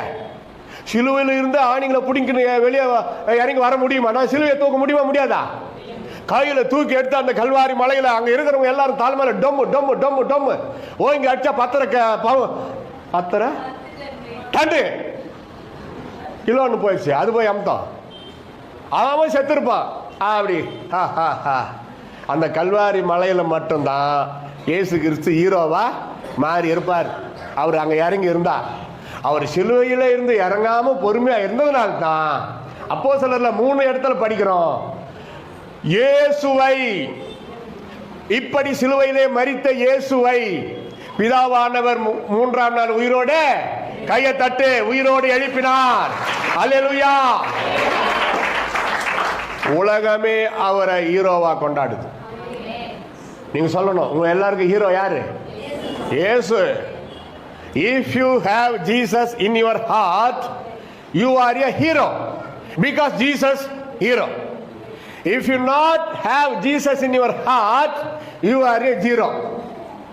சைபர் என்னதான் பெரிய பணக்காரனா இருந்தாலும் இயேசு உங்க உள்ளத்துல இல்லைன்னா சைபர் வாழ்க்கை அவ்வளவுதான். யோசித்து பாருங்க, பெரிய பெரிய ஐஸ்வர்யவான்கள் தனவந்தர்கள் செல்வந்தர்களுக்கு இல்லாத சிலாக்கியம் நம்ம இங்க வந்து ஏசப்பாவை துதிக்கிறோம். அல்லேலூயா சொல்லுங்க. உலகத்திலே பெரிய பணக்காரர் யார் தெரியுமா? அம்பானியா? ஏசப்பா. ஏசப்பாவை ஏற்று இருக்கிற நம்ப 500 ரூபாய் கூட இல்ல, ஆனா பணக்காரர் யாரு? நம்புதான். நம்ம எவ்வளவு சுகமா சந்தோஷமா இருக்கிறோம். பெரிய பணக்காரன் ராத்திரி பகலா தூக்கம் இல்லை, 3 தூக்கு மாத்திரை போட்டாலும் 3 மணி நேரம் தான் வருது தூக்கம்.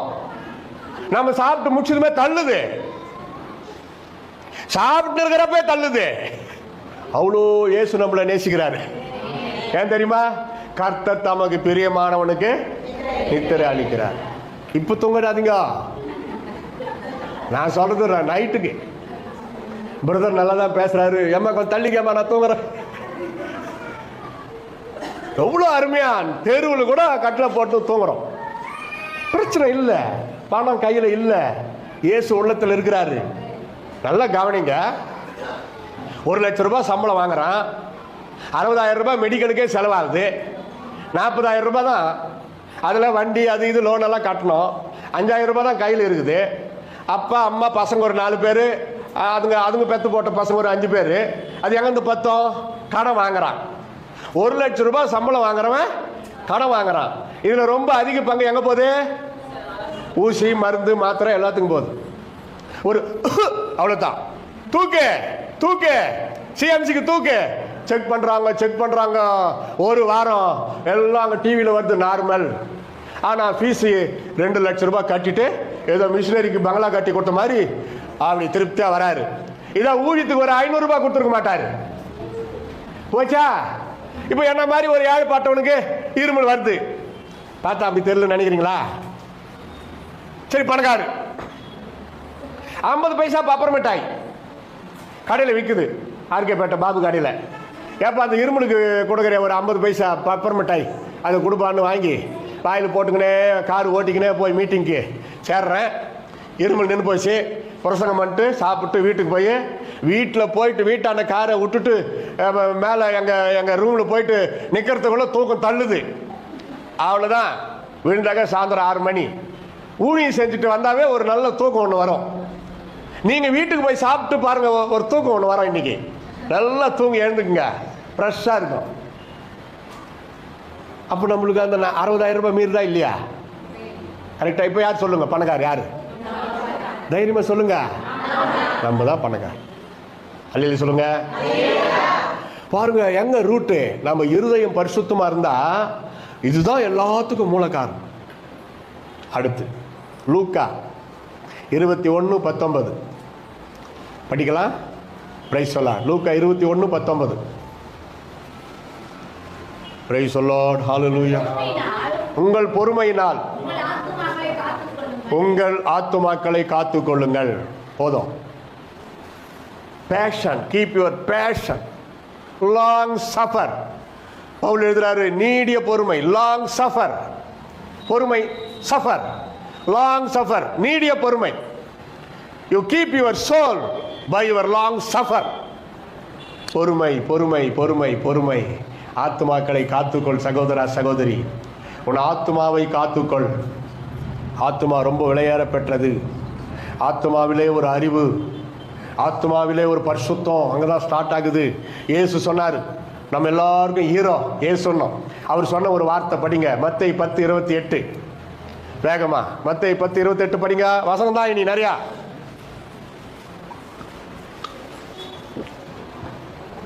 மனிதன் மத்தேயு 10:28. ஆத்துமாக்களை கொள்ள வல்லவராயிராமல் சரீரத்தை மாத்திரம் கொள்ளுகிறவர்களுக்கு நீங்கள் பயப்பட வேண்டாம்.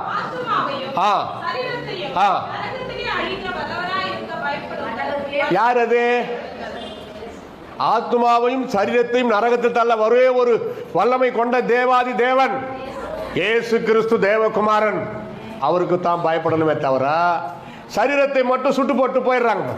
அவங்களுக்கு அந்த ரகசியம் தெரியல. ஒரு கிறிஸ்தவரை, ஒரு பாதிரியாரை, ஒரு போதகரை, ஒரு விசுவாசியை, ஒரு மிஷினரியை அடித்தால், வெட்டினால், அறுத்தால், சுட்டால், எரித்தால் அவர்கள் மோட்ச பேரின்பத்தில் போய் சேருகிறார்கள் என்று தீவிரவாதிகளுக்கு தெரியாது. அவங்களுக்கு தான் தெரியும். ஏசப்பா எழுந்து நின்று ரத்த சாட்சியாய் மரிக்கிறவங்களுக்காக மட்டும் சிங்காசனத்தில் வீற்றிருக்கிற இயேசு கிறிஸ்து எழும்பி நின்று ஹானர் பண்ணி, வா மகனே, வா மகளே அப்படி அழைக்கிறார். மற்றவங்க எல்லாருக்கும் சிங்காசனத்தில் உக்காந்து தான் கூப்பிடுறாரு. கரெக்டா? எவ்வளவு மதிக்கிறார் பாருங்க. ரத்த சாட்சியா மதிக்கிறவங்கள மதிக்கிறார்.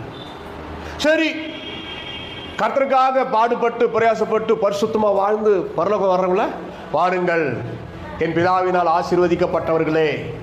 இப்போ நான் பரலோகம் போறப்பதான் தெரியும் என் மூலமா எத்தனை ஆத்துமாக்கள் ரட்சிக்கப்பட்டாங்கன்னு. எனக்கு தெரியாது. வா மகனே, எத்தனை ஆத்துமா உன்னால பிரயோஜனப்பட்டாங்க, பரலோகத்துக்கு வந்தாங்க. சரி, உங்களை பத்தி என்ன சொல்லுவார்? ஒரு 10 ஆத்துமா. கொஞ்சம் யோசித்து பாருங்க. பரிசுத்தமா வாழ்ந்தீங்க, ரைட்டு. ஜீவ புஸ்தகத்தில் பேர் எழுதிட்டாரு. அந்த ஒரே காரணத்துக்காக இயேசு அங்க பரலோகத்தில் சிங்காசனத்தில் உக்காந்துக்கிறாரு. ஒரு ஆத்மா கூட ஆதாயப்படுத்தல. ஆத்ம பாரம் இல்லை. 10 கைப்பிரதி கூட கொடுக்கல. ஐயா, ரட்சிக்கப்பட்ட 50 வருஷம்ன்றீங்களா? ஒரு 50 கைப்பிரதியாவது கொடுத்துருக்கிறீங்களா? எங்கன்னா வீட்டிலே ஜபம் பண்றீங்களா? அது எடுபடாது. சோம்பேறிங்க தான் அப்படி சொல்லணும். ஜபம் என்ற போர்வையிலே சோம்பேறிகள் சொல்லுகிற வார்த்தை. இயேசு கிறிஸ்து சீடர்களை பார்த்து ஜெபமே பண்ணிருங்க, வீட்டில் உட்கார்ந்து சாப்பிட்டு ஜெபம் பண்ணிருங்கன்னு சொல்ல, புறப்பட்டு வாயை திறந்து புறப்பட்டு சுவிசேஷத்தை அறிவி. இப்போ சுவிசேஷமும் அறிவிக்கல, வாயில இயேசுங்களை நேசிக்கிறான்ற வார்த்தை வரல, கைப்பிரதியும் கொடுக்கல, ஒண்ணுமே செய்யல ஆண்டவருக்கு. ஆனா ரட்சிக்கப்பட்ட அந்த ஒரே காரணத்துக்காக அந்த ஆத்மா எங்க போகுது? தேவானுடைய ராஜ்யத்துக்கு போய் அங்க நிக்குது. இப்ப இயேசு சிங்காசனத்தில் உட்காந்து பாக்குறாரு. என்ன சொல்லுவார் நினைக்கிறீங்க? வாரும் வந்து தொலையும். பரலோகத்துக்கு போயும் துக்கமா உள்ள பிரவேசிக்கிறவங்க இருக்குது. அங்க போயிட்டோம், நம்ம ஒண்ணுமே செய்யாது போயிட்டோமே, செய்ய வேண்டியதை செய்யாது போயிட்டோமே புலம்பி அழுவார்களா. தேவன் தாமவர்கள் தேவனாயிருந்தே கண்ணீர் யாவையும் துடைக்கிறாரே. பரலோகத்தில் போய் ஏன் கண்ணீர் வரப்போகுது? இதுதான் வந்து சேர்ந்துட்டு இல்ல, அது வரைக்கும் சந்தோஷப்படு. என்ன பண்றது, நீ உலகத்தில் ஒண்ணுமே செய்யலை எனக்காக, ஏதோ ரட்சிக்கப்பட்ட ஒரே காரணத்துக்காக பேர் எழுதப்பட்டதுனால வந்துட்டேன், அதுக்காக சந்தோஷப்பட்டு நரகத்துக்கு போகாம வந்தல்ல அப்படி சொல்லுவார். அப்போ அது போதும் நினைக்கிறீங்களா? ஆண்டவருக்காக ஏதாவது செய்யுங்க. இனி கடைசி காலம் இனி செல்லாது. சாப்பிட்டு தூங்குனியா? எவ்வளோ பணம் சேர்த்த? உடம்பை நல்லா பார்த்துக்கினியா? வாக்கிங் நடந்தியா? எவ்வளோ டாக்டர் கொடுத்த? எவ்வளோ சொத்து சேர்த்த? எவ்வளோ வட்டிக்கு கடன் கொடுத்த? எத்தனை அடுக்கு மாடி கட்டின? எவ்வளோ பணம் சேர்த்து வச்ச? பேங்க்ல எவ்வளோ இருக்குது? அப்படி ஒரு காலம் ஆண்டவர் கேட்கவே மாட்டார். What you have done for me, எனக்காக நீ என்ன செய்தாய்? உனக்காக நான் மரித்தேனே, எனக்காக நீ என்ன செய்தாய்? பரிசுத்த வாழ்க்கையும் ஆத்ம பாரமும் கலந்து வருகிறது செய்தி. கர்த்தர் பேசுறார். ஒரு சுவிசேஷகனா நின்று நான் பேசுறேன்னா ஆத்ம பாரத்தை உங்கள் உள்ளத்தில் நான் புகுத்தி விட்டு தான் நான் போகணும். ஆத்மாக்களை ஆதாயப்படுத்துறது தான் ஒரு சுவிசேஷகர் பேசி முடிப்பார். நம்ம பரிசுத்தமா காத்து கொள்ளுகிறதுல ஒரு சுவிசேஷகர் பேசி முடிப்பார். ஒரு சின்ன தவறா இருந்தாலும் அது நாளைக்கு பெரிய தவறாயிடும். ஆத்மாக்களை ரட்சிப்பிலே நடத்தி பரலோகத்தில் கொண்டு வந்து சேர்க்கிறது உங்களுடைய பாரமா இருந்தால் உலக பிரகாரமான காரியம் உங்களுக்கு ஒன்றுமே சேதப்படுத்த. மரணமே வந்தாலும், வெளிப்படுத்தல படிக்கிறோம், மரணமே வந்தாலும் தங்கள் சாட்சியின் வசனத்தினால் சாத்தானை மேற்கொண்டார்கள். மரணமே வந்தாலும் நான் இயேசுநாதருக்காக வாழ்வேன். வந்துருங்க முன்னாடி வாங்க. முன்னாடி அங்கே எதுக்கு கஷ்டம்? அங்கே நிறைய இடம் இருக்கு. முன்னாடி வந்து அமருங்கள், வாழ்க்கையிலே முன்னுக்கு வருவீர்கள். வந்த உடனே ஒரு வாக்கு சத்தம் 4-5 பேருக்கு, முன்னாடி வந்து அமருங்கள், வாழ்க்கையிலே பாருங்க. ஊழியக்கார் சொன்னது கீழ்ப்படிஞ்சு வந்துட்டாங்க. கைத்தட்டி கர்த்தரை ஸ்தோத்திரம் பண்ணு. பிரைஸ் தி லார்ட், ஹல்லேலூயா. கர்த்தர் நல்லவர். லேட்டாக வந்துட்டுமேனு வருத்தப்படாதீங்க. நைட்டு 10 மணிக்கு மேலே யூடியூப்பு பால் மலரடிகள் போடுங்க. இந்த செய்தி ஃபுல்லாக நீங்கள் பார்க்கலாம். சலுகை சர்ச்சில் காணிந்தா பாஸ்டர் என்ன பண்ணுவார்? ஏன் லேட்டாக வந்தேன்? எதுக்காக இப்படி லேட்டாக வந்தேன்? எதற்காக லேட்டாக வந்தேன்? எந்த முகத்தோடு இங்கே காண வந்தாய்? அப்படிலாம் கேட்பாங்கல்ல. ஆனால் சுவிசேஷகர் என்ன பண்ணுவார்? சலுகை கொடுப்பார். பிரைஸ் தி லார்ட், ஹல்லேலூயா. பால் மலரடிகள் தட்டுங்க. யூடியூப்ல பார்க்குறப்ப சப்ஸ்கிரைப் பட்டனை தட்டிடணும். கரெக்டா? உன் பொறுமையினால் உன் ஆத்துமாவை காத்துக்கொள்ளும். இன்னொன்று சொல்லியிருக்கிறார் இயேசு, தெரியுமா? மனிதன் உலகம் முழுவதையும் ஆதாயப்படுத்தி கொண்டாலும் தன் ஆத்துமாவை இன்னொரு சுவிசேஷத்தில் ஜீவனை, ரெண்டு ஒன்று தான். ஆத்துமா ஜீவன் ரெண்டு ஒன்று தான். இங்கிலீஷில், தமிழ் அது வேற எழுத்து தான் மாறுது. தன் ஆத்துமாவை கெடுத்து நஷ்டப்படுத்தினால் அவனுக்கு லாபம் என்ன?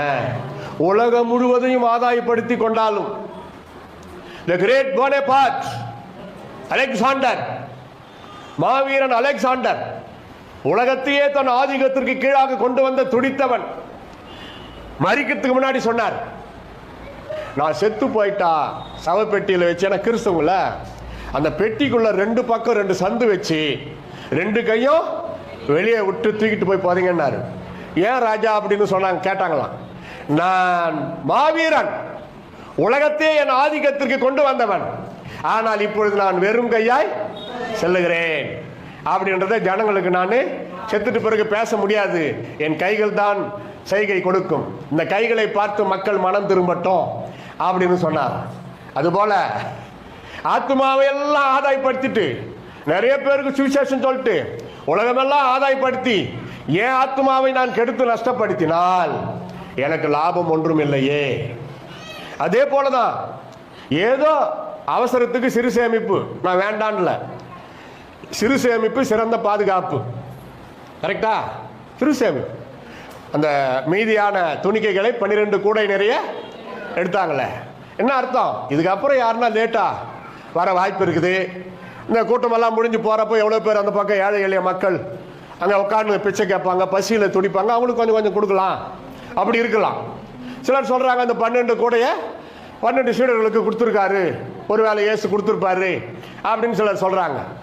எனக்கு அப்படி அதை நம்புறனா நம்பலையோ, ஆனால் என் கருத்து என்னன்னா, இயேசுவின் சீடர்கள் ஒவ்வொருத்தரும் ஏதோ பக்கிரி பண்டாரம் இல்லை, எல்லாம் நல்ல வசதியான குடும்பத்தில் இருந்து வந்தவர்கள், நல்ல பணக்காரங்க. அதெல்லாம் விட்டுட்டு தான் இயேசு கிறிஸ்துக்கு சீடர்களாக வந்தாங்க. அதை போய் அவங்களுக்கு கொடுத்துருப்பாருன்னு எனக்கு தெரியல.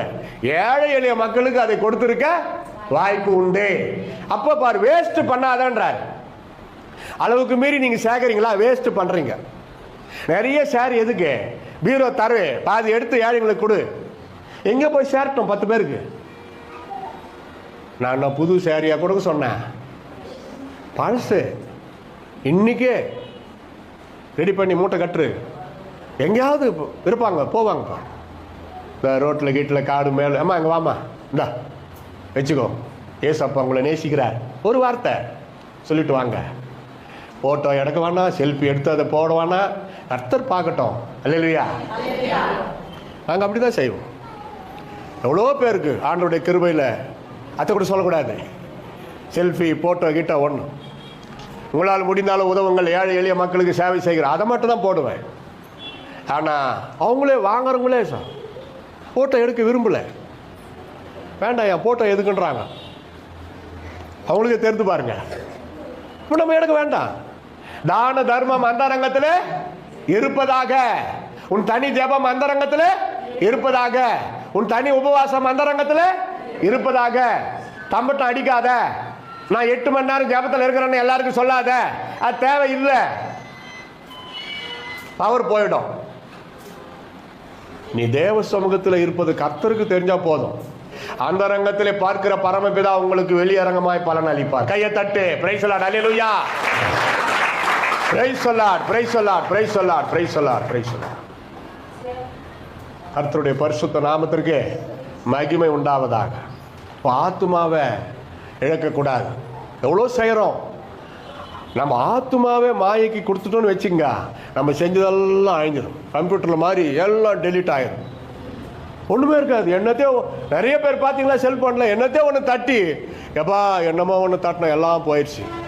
அதுபோல் எல்லாம் செஞ்சு தான தர்மம், ஆண்டவருடைய காரியம், பரிசுத்தம் எல்லாம் அங்கே நிற்குது. அப்படியே நீங்கள் பரலோகம் வர்றப்போ இதெல்லாம் கொடுக்கலான்னு ஆண்டவர் ரெடியாக வச்சிருக்கிறார். ஒரு இடத்துல ஒரு மனவாட்டிக்காக ஆயத்தம் பண்ணப்பட்டிருக்கிற அந்த பொருளுங்க, ஜீவ கிரீடம் எல்லாம் அங்கே இருக்குது.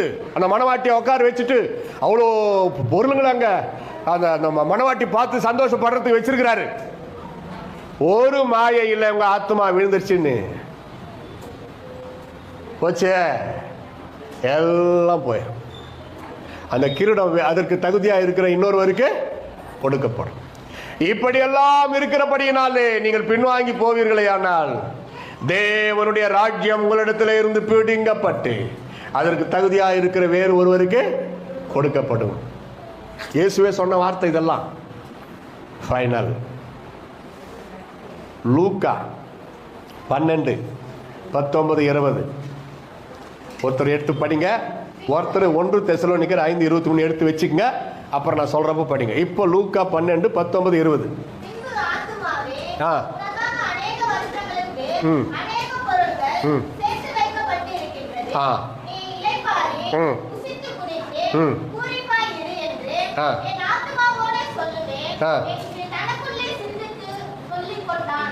அதுக்கு அப்புறம் பாருங்க என்ன நடக்குது, படிங்க. தேவனோ மதிகேடனே, உன் ஆத்துமா இன்று உன்னிடத்திலிருந்து இன்று ராத்திரி எடுத்துக்கொள்ளப்படும். அப்பொழுது நீ சேகரித்தவைகள் போதுமா? இதுதான் ஐஸ்வர்யவான்களுக்கு வருகிற காரியம். இங்க ஏன் மதி கேடனே என்று சொன்னார்? ஐயா, தானியத்தை சேர்த்து வைக்கிறதோ, அலங்கத்தை அந்த பண்டக சாலையை இடிச்சு பெருசா கட்டி தானியத்தை மூட்டை மூட்டையா அடக்கி கோதுமை, நெல், சோளம், கேழ்வரகு அடுக்கி வச்சாக்கா அதுக்கப்புறம் பஞ்ச காலத்து கோதுமும் மற்றவங்களுக்கும் விற்கலாம். இதெல்லாம் ரைட்டு. அந்த ஐஸ்வர்யவானை பார்த்து மதிகேடனை என்று சொன்னதற்கு ஐஸ்வர்யம் அல்ல, அவன் சொன்ன அந்த வார்த்தை என்ன சொல்றான்? என் ஆத்துமாவேன்றான். தானியம், அரிசி, பருப்பு, கம்பு, சோளம், கேழ்வரகு வயிற்றுக்கு போகுது, ஆத்மாவுக்கும் இதுக்கும் சம்பந்தமே கிடையாது. ஆத்மாவுக்கு தேவை பரிசுத்தம். நல்லா கவனிங்க, ஆத்மாவுக்கு தேவை பரிசுத்தம். ஆத்மாவு பலனடைய தேவை உபவாசம்.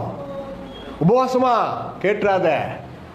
வயசானவங்க வாரத்துக்கு ஒரு உபவாசம் இருக்க முடியுமானா? வாலிபர்கள் வாரத்தில் 2 முறை இருக்கும் உபவாசம். அதை நீங்க கடைபிடிக்கணும். உபவாசம் என்பது ஒரு பெருமைக்காக அல்ல. உபவாசம் ஒரு சுய வெறுப்பு. பிசாசோடு போராடுறோம். ஆண்டவருக்கு பிரியமானது நம்ம கடைபிடிக்கிறோம். உபவாசம் அப்படின்ற வார்த்தை பைபிளில் இருக்குது பார். இயேசு உபவாசித்தார். பழைய ஏற்பாட்டு பரிசுத்தவான்கள் உபவாசம் இருந்து ஜெபித்தார்கள். புதிய ஏற்பாட்டு பரிசுத்தவான்கள் அப்போஸ்தலர்கள் உபவாசம் இருந்தார்கள். இயேசு ஜெபித்தார், கற்றுக் கொடுத்தார். உபவாசம் இருந்தார், கற்றுக் கொடுத்தார். இவ்வகை பிசாசு உபவாசத்தினாலும் ஜபத்தினாலும் அன்றி வேறு எவ்விதத்தினாலும் போகாதுன்னு சொன்னாரு. அப்போ உபவாசத்தை கடைபிடிக்கணும். நிறுத்து, சாப்பாடு நிறுத்து. சிலர் சொல்லுவார்கள், உபவாசமா? பசி எடுக்குதே. பசி எடுக்கும், பசி எடுக்கும், அதுக்கு பேர் தான் உபவாசம். பசி எடுக்கும், அதன் மத்தியில் நீ ஜெபிக்கிறிய, அதுக்கு பேர் தான் உபவாச ஜபம். போயிட்டு சாப்பிட்டா எப்படா 12 ஆக போகுது, எப்படா 1 மணி ஆக போகுது, அப்படி டைம் பார்த்துன்னு ஓடக்கூடாது. என்ன ஆயிடு போகுது? உயிர் போயிடுமா? போகாது.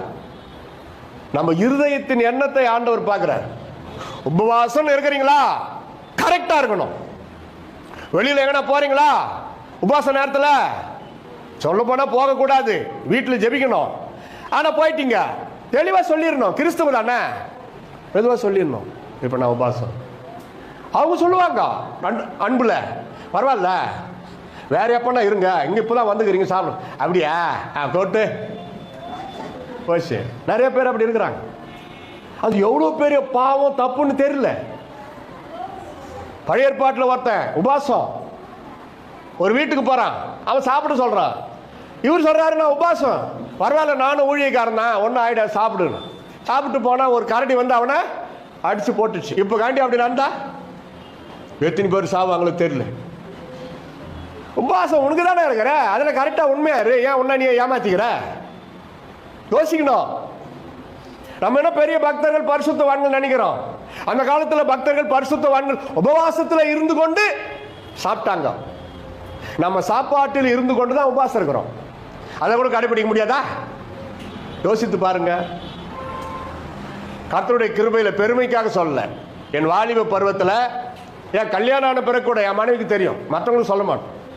தெளிவாக சொல்கிறேன், அம்மா ஒரு 10 நாள் உபவாசம் இருப்பேன், யாருக்கும் சொல்கிறாத. ஏன்னா மனைவிக்கு சொல்லணும்ல, யாருக்கு சொல்லிடாத, உனக்கு எனக்கு தான் தெரியணும், அதுக்கு ஏற்ற மாதிரி நான் நடந்துக்குவேன், நான் வந்து மேலே ப்ரேயரில் இருப்பேன். அப்படிங்களா? சரி. அதுக்கு ஏற்ற மாதிரி அவங்க காஃபி, டீ, தண்ணி அப்படி உபவாசமும் இருப்பாங்க. கூத்தை கேளுங்களா, உபவாசமா? காலையில் ஆப்பிள் ஜூஸ் 1, அது கூட இந்த கொக்கோ கோலா மாதிரி குடிக்கிறாங்களா, அந்த இதில் போட்டு டர் மிக்சியில் போட்டு ஒரு ஆப்பிளா 2 அதை சாப்பிட்டு தூங்கியா? காலையில் உபவாசம், காலையில் ஆப்பிள் ஜூஸ் 1, மத்தியானம் 2 லிட்டர் பால். இதை பிரசங்கம் பண்ற என் பேரும் பால். அட மதிகேடனே, அதை விட நீ சாப்பிடு, 2 பிளேட் பிரியாணி சாப்பிடு, பரவாயில்ல, உபவாசம் சொல்லாத. அதே போல சாயந்தரம் சாத்துக்குடி ஜூஸ், நைட்டுக்கு சொல்லுங்க யாருன்னா எதனா ஒண்ணு மாதுளை ஜூஸ். ஆபத்துக்கு ஹெல்ப் பண்ணாங்க பாருங்க பாயிண்ட்.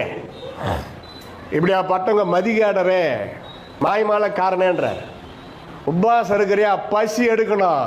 உடம்பு வேதனை படணும், கை கால் வலிக்கணும், அதில் முட்டி போட்டு ஜெபிக்கணும், உன்னை நீயே வருத்தி கொள்ளணும்.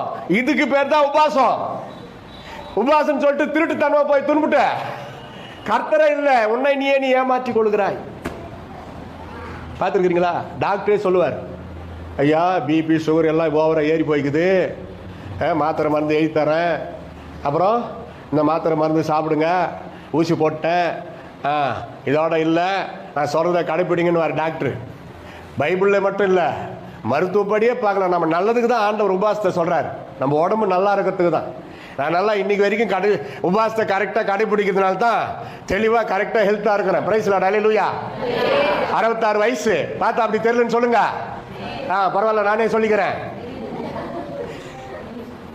அது டாக்டர் சொல்றாரு, கூப்பிட்டு அவனை உட்கார வச்சு, இது மட்டும் போதாது சார், காலையில் 2 இட்லி, மத்தியானம் அளவோட சாப்பாடு, நான் வெஜிடேரியன் தொடக்கூடாது.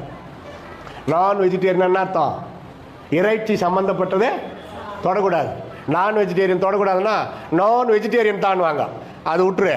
இறைச்சி எதுவும் சாப்பிடக்கூடாது. சாயந்தரம் சக்கரை போடாது ஒரு பாலோ டீயோ குடி. நைட்டு 2 சப்பாத்தி, எண்ணெய் படக்கூடாது. என்னது ஒன்றும் படக்கூடாதா? யோ ஆயில் படக்கூடாதியா? ரொட்டி ட்ரை வட இந்தியா ரொட்டி, அடுப்பில் நெருப்பில் சுற்றி போட்டு தட்டி இந்த இரும்பில் வச்சு காய் வச்சு கொடுப்பாங்க, எண்ணெய் ஒரு சொட்டு படாது. இப்படி நீ சாப்பிட்டாதான் நீ பழைப்பேன்றார். சரிங்க ஐயான்னு வரணுமா இல்லையா? அவன்னா கேட்டானா, இதெல்லாம் என் சாப்பாட்டுக்கு முன்னாடியா என் சாப்பாட்டுக்கு பின்னாடியா?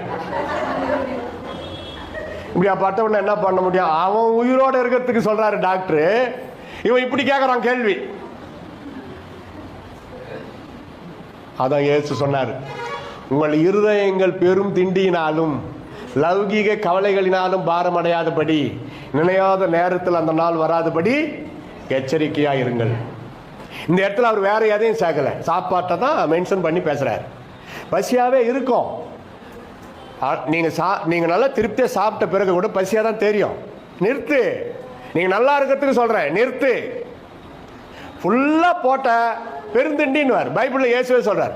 2 இருக்குது, போஜன பிரியனா இராதே, பெருந்திண்டிக்காரனா இராதே. உபாச ஜபத்தில் இதை பேச வேண்டியது அவசியமா இருக்குது. போஜன பிரியனா இராதே, பெருந்திண்டிக்காரனா இராதே. இந்த 2 இருந்தா ஆத்மா செத்து போயிடும். அதான் அந்த மதிகேடனே என்ன? அந்த மதிகேடனே ஆத்மாவுக்கு தேவை தானியமா, சாப்பாடா, பிரியாணியா? கிடையாது. ஆத்மாவுக்கு தேவை பரிசுத்தம், உபவாசம், ஜபம், தான தர்மம், ஆண்டவருக்கு பிரியமா வாழறது, நீடிய பொறுமை. இதெல்லாம் நீ கடைபிடிச்சானா உன் ஆத்துமா நன்றாக வாழ்கிறது. அல்ல சொல்லுங்க. இதுக்கு முக்கியம் கொடுத்துட்டு பாதிராத்திரில ஜெபிக்க முடியல, காலையில் சீக்கிரம் எழுந்துக்க. நல்லா தெரிஞ்சுங்க, காலையில் 6 மணிக்குள்ள எழுந்துக்கலன்னா உங்க வீட்டில் தரித்திரம் இருக்கும். நல்லா தெரிஞ்சுங்க, யாரா இருந்தாலும், அது ஆணோ பெண்ணோ. காலையில் நீங்க எத்தனை மணிக்கு பறக்குறீங்களோ தெரியாது. ஒருவேளை 5 மணிக்கு படுத்தா 8 மணிக்கு எழுந்துக்க, பரவாயில்ல. படக்கிறது 10, எழுந்துக்கிறது 8. என்ன சோம்பேறித்தனம்! ஆண்டவர் இப்படியா பட்டவங்களை நேசிப்பாரா? அப்படி தூங்க திருப்தி இல்லை. பகல்ல என்னது தூக்கம்? சோம்பேறியே என்றார். அப்படியா பட்டவங்கள சோம்பேறி. 2 மணிக்கு எழுந்துக்குவேன் நான். நீங்க ஒன்னா போன் பண்ணி பாருங்க, 2 மணிக்கு டப்புன்னு அடைப்பேன். எதுக்கு எழுந்துக்கிறேன்? ஆண்டவர் எழுப்புறாரு. அவர் மேல் வாஞ்சியா இல்லைன்னா பாதி ராத்திரி எழுப்புற. பைபிள்ல நிறைய இருக்குது. பாதி ராத்திரி உண்மை துதிக்கும்படி நான் எழுந்திருப்பேன், அதிகாலையில் என்னை தேடுகிறேன் என்னை. இது 2மே செய்யல. அப்படியா பாட்டங்க வீட்டில் தரித்திரம், பிசாசு புடிச்சுனுக்குதுன்னு அர்த்தம். அவங்கள நீங்க நினைக்கிறேன் ஜெபம் பண்ணுவோம் பண்றேன், கிடையாது. பிசாசு அவனை வந்து கண்ட்ரோல் பண்ணுகிறான், அவனை வந்து நடத்துறான். அப்படியா பட்டவங்கள ஆவி, வேற ஆவி ஹேண்டல் பண்ணுது. சவுல் ராஜா தனக்குள்ள பரிசுத்த ஆவி இருக்குதுன்னு அவன் நினைச்சிருந்தான். அவனை ஹேண்டல் பண்ணது யாரு? அசுத்த ஆவி. சிம்சோன் தன்னை ஆண்டவர் தான் கூட இருக்கிறாரு, ஆவி இருக்குதுன்னு அவனை விட்டு எப்போ போயிட்டாரு. எப்போ தெளிலால் மடியில் விழுந்தானோ பரிசுத்த ஆவி எப்போ போயாச்சு. அவன் நினைச்சதான் பரிசுத்த ஆவி இருக்குதுன்னு. அப்படி நிறைய பேர் ஏமாத்திக்கின்னு இருக்கிறாங்க தன்னைத்தானே. தப்பு. அவசியமான இந்த செய்தி மூலமா தொடப்பட்டவங்க வீட்டுக்கு போய் உயித்து ஆராய்ந்து சோதித்து பார்த்து உபாசம் போட்டு ஜபம் பண்ணி சரிப்படுத்திக்கங்க. ஆத்துமா அறிவில்லாமல் இருப்பது நல்லதல்ல. கால் துரிதமானவன் தப்பி நடக்கிறான். உங்கள் ஆத்துமாக்களை குறித்து எச்சரிக்கையா இருங்கள். ஆத்துமா பற்றி தான் பிரசங்கமே இன்னைக்கு. இது தெளிவா பேசணும்னா சாயங்காலம் விடியற் காலமாகி 3 நாள் கூட ஆகும். ஆனா முடிக்க போகிற நேரம் வந்து விட்டது. அதனால முடிக்கிறேன். கடைசியா ஒரு வசனத்தை சொல்லி முடிப்பேன். 1 தெசலோனிக்கேயர் 5:23 படிக்கலாம். 1 தெசலோனியன் 5:23. படி.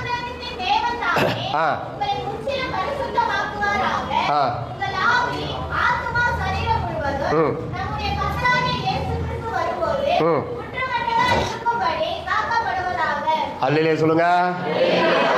கர்த்தருடைய பரிசுத்த நாமத்திற்கு மகிமை உண்டாவதாக. அழகாக எழுதியிருக்கிறார். இயேசு வருகைக்கும் நம்ம பரிசுத்தத்துக்கு அங்கே ஒரு கனெக்ஷன் கொடுக்குறாரு. பார்த்தீங்களா? அந்த வசனத்தை போய் வீட்டில் திருப்பி படிங்க. பல இடத்துல இந்த வசனத்தை வச்சு பல விதங்களில் நான் பேசியிருக்கிறேன்.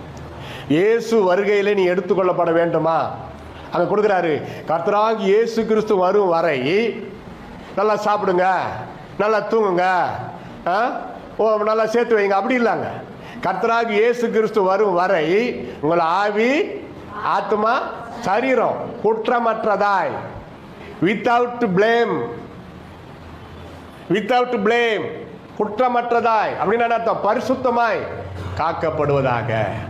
நம்ம சொத்து ஆஸ்தி எதுவுமே வராது. இயேசு வர்றப்போ நம்ம பரிசுத்தம் தான் நம்மளுக்கு சொத்து. அல்லேலூயா சொல்லுங்க. பரிசுத்தத்தை சேர்த்து வையுங்கள், நீதி நியாயத்தை சேர்த்து வையுங்கள், தான தர்மத்தை சேர்த்து வையுங்கள், ஆத்தும ஆதாயத்தை சேர்த்து வையுங்கள், நீடிய பொறுமையை சேர்த்து வையுங்கள், அமைதியை சமாதானத்தை சேர்த்து வையுங்கள். அதான் நமக்கு பொக்கிஷம். அதுக்கெல்லாம் பலனை பரலோகத்தில் வைத்திருக்கிறார். பாருங்க, ஆவி, ஆத்மா, சரீரம். சரீரம் சுத்தமாகவும் இருக்கணும், பரிசுத்தமாகவும் இருக்கணும். நான் பரிசுத்தமா இருக்கிறேன், பக்தியா இருக்கிறேன், சுத்தமா நான் பரிசுத்தமா இருக்கிறேன்னு சொல்லி குளிக்காம இருக்கக்கூடாது. சுத்தமாகவும் இருக்கணும். தண்ணி குழாயில் வரலன்னா குளிக்காதான் அது கர்த்தருக்கே தெரியும். அது கர்த்தர் மன்னிச்சிருவார். தண்ணி இல்லை, குளிக்கல, பரவாயில்ல. ஆனால் ஆத்துமா பரிசுத்தத்திற்கு எப்போ தண்ணி இருக்குது, அதுதான் ஜீவ தண்ணீராகிய பரிசுத்த ஆவி. கையை தட்டு எல்லாரும். Praise the Lord. அல்லேலூயா. எப்போ தாகமாய் இருக்கிறவன் என்ன அர்த்தம்? பரிசுத்தத்தின் ஏக்கம், பரிசுத்தத்தின் தாகம். பரலோகத்திற்கு வந்து சேருவதற்கு நான் பரிசுத்தமா வாழணும்னு யாராருக்கு ஆசை, என்னிடத்தில் வரக்கடவன், நான் இலவசமாய் ஜீவ தண்ணீரை கொடுப்பேன். நல்ல காரியத்துக்கு ஏசப்பா அருமையா வந்து உதவி செய்வார். கெட்ட காரியத்துக்கு பிசாசு வந்து ஹெல்ப் பண்ணுவான். தவறான கெட்ட காரியத்திற்கு பிசாசு வந்து ஹெல்ப் பண்ணுவான். ஒரு தவறான நபரை நீங்க பார்க்கணும்னு விரும்புறீங்களா? கண்டிப்பா வருவான். நீங்க நினைக்கலாம் கர்த்தர் தான் கொண்டு வந்தாருன்னு. இல்லை, அது பிசாசு காட்டுறான். அப்பால இப்போ சாத்தானேன்னு சொல்லிட்டு உங்க வேலையை பார்க்கணும். கண்களின் இச்சைக்கு இடம் கொடுக்கவே கூடாது. கண்ணானது சரீரத்தின் விளக்கா இருக்கிறது. உன் கண் கெட்டதா இருந்தால் உன் சரீரம் முழுவதும் இருட்டா இருக்கும். அந்தரங்க பாவம், ரகசிய பாவம் இருந்தால் உன் சரீரமெல்லாம் இருட்டு, பாவம். அப்படியே தூக்கின்னு போய் நரகத்தில் போடுவாங்க. அங்க அல்லேலூயா சோத்திரம் அழுது பிரயோஜனமே கிடையாது. இங்கேயே பரிசுத்தம் அடையணும். வசனத்தை கவனித்தீர்களா? உங்கள் ஆவி, ஆத்மா, சரீரம் குற்றமற்றதாய், அதாவது பரிசுத்தமாய் காக்கப்படுவதாக. தேவ ஜனமே, கர்த்தருடைய வார்த்தை, பக்திக்குரிய வார்த்தை, சுத்திகரிக்கக்கூடிய வார்த்தை. இந்த பழைய ஆண்டு முடிந்து புத்தாண்டு வரத்துக்குள்ள அவசியமான இன்னைக்கிலிருந்து டிசம்பர் 31 வரைக்கும் அட்லீஸ்ட் ஒரு நாளைக்கு ஒரு வேளை உபாசம் போட்டு ஜபத்தில் தரித்திருங்கள். உங்க காரியத்துக்காக தான். மற்றவங்க கிட்ட சொல்லி விளம்பரப்படுத்தின்னு இருக்க வேணாம். நீங்க ரகசியமா உபாசம் போட்டு ஜபம் பண்ணுங்க. அடுத்த ஆண்டு ஆசீர்வாதத்திற்காக ஆண்டவர் உங்களுடைய உபாசத்தை அங்கீகரிப்பார். அறிக்கையிடுங்கள், அறிக்கையிடுங்கள், ஒவ்வொரு நாளும் அறிக்கையிடுங்கள். பரிசுத்தத்திலே முன்னேறி செல்லுங்கள், தாழ்மையிலே முன்னேறி செல்லுங்கள். கர்த்தர் அதை விரும்புகிறார். தன்னைத்தான் தாழ்த்துகிறவன் எவனும் உயர்த்தப்படுவான், தன்னைத்தானே உயர்த்தி கொள்கிறவன் தாழ்த்தப்படுவான். உலகத்திலே பயங்கரமான ஒரு பெரிய பாவம் எதுன்னு கேட்டா சொல்லுங்க, பெருமை, ப்ரௌடு. ஏன் தெரியுமா? பரலோக ராஜ்யத்தில் தேவதூதனா இருந்த ஒரு தேவதூதனுக்குள்ளவே பெருமை வந்து வர முடியுமானால் அவனை கீழே தள்ளனார் ஆண்டவர். பாவமே உள்ள பிரவேசிக்க கூடாத ஒரு பரலோக ராஜ்யத்துக்குள்ள ஒரு தேவதூதனுக்குள்ள பெருமை வருமானால் உலகத்திலே இருக்கிற நமக்குள்ள பெருமை வர வாய்ப்பு உண்டு. அவன் வந்து வேலைன்னா எல்லாத்திலும் பர்ஃபெக்டாக உங்களை வைக்கிறதுக்கு கரெக்டாக ஒத்துழைப்பான். ஆனால் பெருமை என்ற ஒரு விதையை விதைச்சி வச்சிருப்பான். பெருமை என்ற ஒரு விதை. அப்பா கோபமாக திட்டுறாரா, அதை அப்படி பார்ப்பான் பையன். அப்பவே தெரிஞ்சா அவனுக்குள்ள பெருமை இருக்குதுன்னு. பரலோகம் போக முடியாது. எதிர்த்து பேசுவாங்க, பார்த்துருக்கிறீங்களா? நீ பண்ண சேட்டைக்கு, நீ பண்ண தப்புக்கு அப்பாவுக்கு அம்மாவுக்கு கோபம் வருது, திட்டுறாங்க, நீ அமைதியாக தானே இருக்கணும். பதிலுக்கு எழுத்து பேசுறா, நீ பரலோகம் போக முடியாது. இந்த ஒரு தப்புக்கே நீ பரலோகம் போக முடியாது. என்னென்ன வயசாச்சுன்னா அவங்க பொறுமையாக போகலாம், பரலோகம் போக முடியாது. ஆட்டி படைக்கலாம், மிரட்டலாம், டாமினேட் பண்ணலாம் நினைக்கலாம். அங்க ஆண்டவர் டாமினேட் பண்ணி இவனை தூக்கி கொண்டு போய் நரக கடலில் போடுங்கள் அப்படின்றார். வேற பாவமே செய்ய வேண்டிய அவசியம் இல்லை. What is the fifth commandment? What is the fifth commandment? God's 10 commandments. Can you say anybody? படிக்கிற பசங்க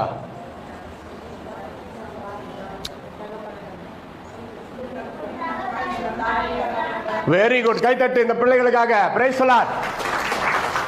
honour your father and your mother. வாலிப பசங்க பரிசுத்தம் ஆரம்பிக்கிறது இங்கே தான். Honour your father and your mother. நீ வயசாகி சாகிற வரைக்கும் உங்கள் அப்பா அம்மா உயிரோடு இருக்கிறாங்கன்னு வச்சுக்கோங்க. அவங்க மறிக்கிற வரைக்கும் உங்கள் அப்பா அம்மாவை கனம் பண்ணணும். அல்லது நீ மறிக்கிற வரைக்கும் உங்கள் அப்பா அம்மாவை கனம், அவங்க கிட்ட இருக்கிற குறைய சொல்லிக்கின்னு. அது கர்த்தர் பார்த்துக்கிறாரு. உன்னை பெற்றெடுத்த அந்த ஒரே காரணத்துக்காக உன் பெற்றோரை கனம் பண்ணணும். கனம் பண்ணலையா, அவ்வளோதான் உன் கதை close. Honor your father and your mother. Are you put to honor or put hard stone upon them? புரியலையா? கனம் பண்றீங்களா, கனமான கள்ளத்துக்கு போடுறீங்களான்னு கேட்டேன். அப்படி மறைக்க கூடாது. நீங்க தப்பா பேசுறீங்க, கோபம், அது பெரிய தப்பு. அப்படி மறைச்சாவே உனக்குள்ள பெருமை ஆவி வந்துச்சுன்னு அர்த்தம்.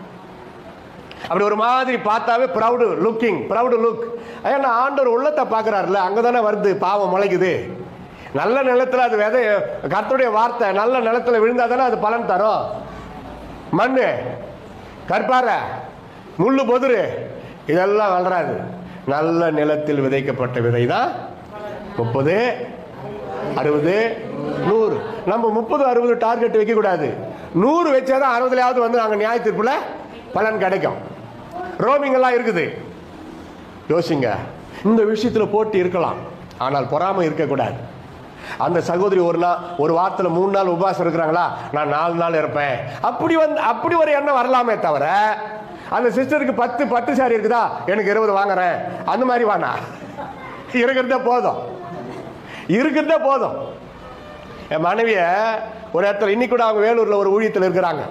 அதனால தான் அவங்க வர முடியல, சொல்லிட்டேன். கூட்டம் முடிஞ்சுதான். அம்மா ஏன் வரல, அம்மா ஏன் வரல கேட்காதீங்க, இப்போ சொல்லிட்டேன். என்னுடைய மனைவி வராதனால கேட்பீங்களா, இப்போ சொல்லிட்டேன். வேலூரில் அவங்களுக்கு ஒரு ஊழியம், அதனால் அங்கே போயிட்டாங்க. அவங்கள கூப்பிட்டாங்க ஒரு இடத்துல மீட்டிங்க்கு. கூப்பிட்டவங்க என்ன பண்ணாங்க தெரியுமா, அவங்க வீட்டிலேருந்து கூட்டின்னு போகிறாங்க. இவங்க அவங்க வீட்டுக்கு போயிட்டாங்க. அந்த அம்மா அவங்கள கூட்டிக்கிட்டு போகிறதுக்கு முன்னாடி என் மனைவி கிட்ட அவங்க நகை அந்த கல்லாவை திறந்து, செயினுங்க, காதில் போடுற கம்பல், காதில் மோதிரம் போட மாட்டாங்களா, கம்பல். ஏன்னா நான் எது போடணும்னு எனக்கு தெரியாது. நான் நினச்சா கால் சேவர மோதிரம் போடலாம், என்னத்துக்கு அதெல்லாம் தேவையில்லை. போடுறவங்க போட்டுங்க, பரவாயில்ல, எப்போ நான் அவசரத்துக்கு உதவுன்னு சொல்கிறாங்க. சரி, இது மரியா இதெல்லாம் போட்டுக்கோ, அங்கே நீ பிரசங்கம் பண்ண போகிற சர்ச்சில் பெரிய பெரிய பணக்கார பொம்பளைங்கள்லாம் வருவாங்க. ஏன்னா அவங்க வந்து நீ மேடையில் நின்று பேசுகிறப்போ நான் பார்ப்பாங்க, கவனிப்பாங்க. நீ ஒரு மாதிரி இருந்தால், ஒரு மாதிரியாக இருந்தால் ஒரு மாதிரியாக தான் இருக்கட்டுமே. அவங்க அதை யோசிக்கல. அவங்க சிம்பிளாக ஒரு செயின், ஒரு ஸ்டட்டு போட்டிருப்பாங்க, அவ்வளோதான். கிட்ட வந்து பார்த்தா தான் தெரியும், தூரத்துலேருந்து பார்த்தா ஒன்றுமே தெரியாது. ஏன்னா சிம்பிள் தான் முக்கியம். அதுக்கு என் மனைவி சொன்னாங்க, என்னை பிரசங்கம் பண்ண விடாகாட்டி கூட பரவாயில்ல, பாட்டு பாட விடாகாட்டியும் பரவாயில்ல, நீங்கள் தானே கூட்டிக்கிட்டு போகிறீங்க ஊழியத்துக்காங்க, நீங்கள் கூட்டிக்கிட்டு போயிடுங்க. அங்கே இருக்கிற ஜனங்க என்ன நகை நெட்டு நான் ரொம்ப போடலைன்றதுனால வேண்டான்னு சொன்னால் நான் வெளியே வந்துடுறேன். அப்படியாப்பட்ட ஊழியனுக்கு தேவையில்லைன்ட்டாங்க. அதிரி போயிடுச்சு அந்த அம்மா. சரி அம்மா, நான் சொல்ல வேண்டியது சொல்லிட்டேன் அப்படின்னு. இருக்கிற உங்கள் சொந்த நகை தான் உங்களுக்கு திருப்தி. அதுக்கு எக்ஸ்ட்ரா கிடைக்கிறதுக்கு செவி கொடுக்காதீங்க அப்படின்னு அவங்க பிரசங்கத்திலே போட்டாங்க ஒரு போடு. அப்போ தான் அதிரி போச்சு. அப்போ பாருங்க, அந்த மாயை உலக ஆசைகளை காட்டி பிசாசு ஏமாத்துவான். இன்று உன் ஆத்மா உன்னை விட்டு போனால் நீ சேர்த்து வைத்தவைகள் யாருடையதாகும். இந்த உபாச கூட்டம் 2 மணி வரைக்கும் போட்டிருந்தார் பிரதர் மேஷாக்கு. அது எனக்கு ஒரு ப்ளஸ் பாயிண்ட் ஆயிடுச்சு. அவர்கிட்ட நான் கேட்கவே இல்லை எப்போ முடிக்கிறேன்னு. கேட்டேன், அவர் என்னமோ சொல்லிட்டு போனார், எனக்கு அது சரியாக கேட்கல. 1 மணி நேரத்தில் முடிங்கன்னாரா என்ன தெரியல. நான் விட்டா நைட்டு 8 வரைக்கும் பேசினே இருப்பேன். அவ்வளோ பலம் நான் கர்த்தரே கொடுத்துருக்கிறாரு. பிரைஸ் தி லார்ட், அல்லேலூயா. முடிக்க மனமின்றி முடிக்கிறேன். அதற்கு முன்னாடி ஒன்று சொல்லி முடிக்கிறேன் என்று இதுவரைக்கும் 3 முறை சொல்லிவிட்டேன். ஆனால் இந்த முறை உண்மையாக இருப்பேன், கவனிங்க. ஆத்மாவை குறித்து எச்சரிக்கையாயிருங்கள். ஆத்மா அறிவில்லாமல் இருப்பது நல்லதல்ல. பிரியமானவனே, உன் ஆத்மா வாழ்கிறது போல நீ எல்லாவற்றிலும் சுகமா வாழணும்னா 1 மாம்ச இச்சைகளை விட்டு வெளியேறு. 2 மாயமற்ற அன்பிலே வாழ்ந்து காட்டு. சுத்த இருதயத்தோடு வாழ்ந்து காட்டு.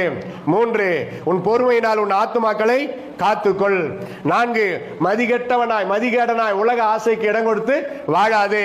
5 இயேசு வருவரை உன் ஆவி ஆத்ம சரீரம் பரிசுத்தமாய் காத்து கொள்ளப்பட நீ விட்டு கொடு. பரிசுத்தத்திற்காக விட்டு கொடு, பாவத்துக்காக அல்ல. உன் சரீரம் கூட பரிசுத்தமா இருக்கணும், உன் ஆவி பரிசுத்தமா இருக்கணும், உன் ஆத்மா பரிசுத்தமா இருக்கணும். இதுல எது தவறினாலும் பரலோகத்தில் போய் சேர முடியாது. பிறகு கூக்குரலிட்டு கதறி அழுது ஒரு பிரயோஜனமோ இல்லை. பரிசுத்தமா வாழ்ந்து பரலோகம் போறதுக்கு தான் முயற்சி தேவை. நரகம் போகணுமா? இங்க பாருங்க, கடைசியா ஒரு வார்த்தை, நரகம் போகணுமா? ஒண்ணுமே செய்ய வேணாம், இப்படி உக்காந்துக்கிறீங்களே, இப்படி இருந்தாவே போதும். பரலோகம் போகணுமா? முயற்சி பண்ணி தான் ஆகணும், முயற்சி பண்ணி தான் ஆகணும். போறப்ப கமலா தியேட்டர் அங்கே இருக்குது, 2 மணிக்கு மேட்னி ஷோன்னு போட்டு போட்டுக்குது. இங்கே தான் நீ யாருன்னு தெரியும். அக்கம் பக்கம் பார்த்துட்டு ஊழியக்காரு கிறிஸ்துவ யாரும் இல்லை, உள்ளே போய் பூந்துடலாம், ஓரத்தில் உக்காந்துடலாம். ஆண்டவர் ஓரமாக நின்று பார்த்துன்னு இருப்பாரா? உன் மனசாட்சியை பார்க்குறாரு. அவர் என் சினிமா கோட்டைக்கு வர போகிறாரு. மதிகேடனே, உனக்கு இது தேவையா? இந்த 3 மணி நேரம் நீ போய் ஜெபம் பண்ணலாம் இல்லையா? பரிசுத்தாவி பெற்ற உனக்கு இது தேவையா? அதுக்காக வீட்டில் மட்டும் பார்க்கலாமா? மதிகேடனே வீட்டுக்கு வந்தாங்க நிற்பாரு, இது உனக்கு தேவையா? உனக்கு டிவி எதுக்கு நான் வாங்கி கொடுத்துக்கிறேன்? ஜெபிக்கலாம் வாங்க பாரு. கிறிஸ்தவ சேனல் எவ்வளோ இருக்குது, பாட்டு, டான்ஸ், ஆடல், பாடல். அந்த அந்த ஆசை இதில் செலவு பண்ணு. நேற்று பார்த்தீங்களா நேரடி ஒளிபரப்பு சத்தியம் டிவியில் எவ்வளோ அழகா பாட்டு, ஜெபம், ஆராதனை. கிறிஸ்துமஸ், சப்போஸ் கிறிஸ்துமஸ் கொண்டாடுனாங்க. நம்ம மோகன் லாசரஸ் அண்ணா வெளிநாட்டிலேருந்து திரையில் பேசுனாரு, அவர் இங்கே கலந்துக்க முடியலன்னு சொல்லி பேசினாரு. அப்புறம் எவ்வளோ பாட்டு, வாலிப பசங்க பாட்டு, ஆராதனை. அப்படி டைரக்ஷன் பண்ணு. உன்னுடைய ஆவி ஆத்மா சரீரத்தை நல்லதுக்கு செலவு பண்ணு. சினிமா பாட்டை விட தூக்கி அடிக்குது இப்போ கிறிஸ்துவ பாட்டு எவ்வளோ அருமையா பாரு. பரிசுத்தத்தில் முன்னேறு. சாக்கடைக்கு போகாத, வேசித்தனமாகிய சாக்கடைக்கு போகாத, விபச்சாரமாகிய சாக்கடைக்கு போகாத. சாக்கடையில் எது இருக்கும்? சாக்கடையில் எது இருக்கும்? அப்படி சாக்கடைக்கு போனா யாரு? பண்ணி. ஆடு சேத்துல உழறதுக்கும் பண்ணி சேத்துல உழறதுக்கும் வித்தியாசங்குது. என்ன? ஆடு சேத்துல விழுந்துட்டா அது நிம்மதியா இருக்காது, உடம்பு ஆட்டம்.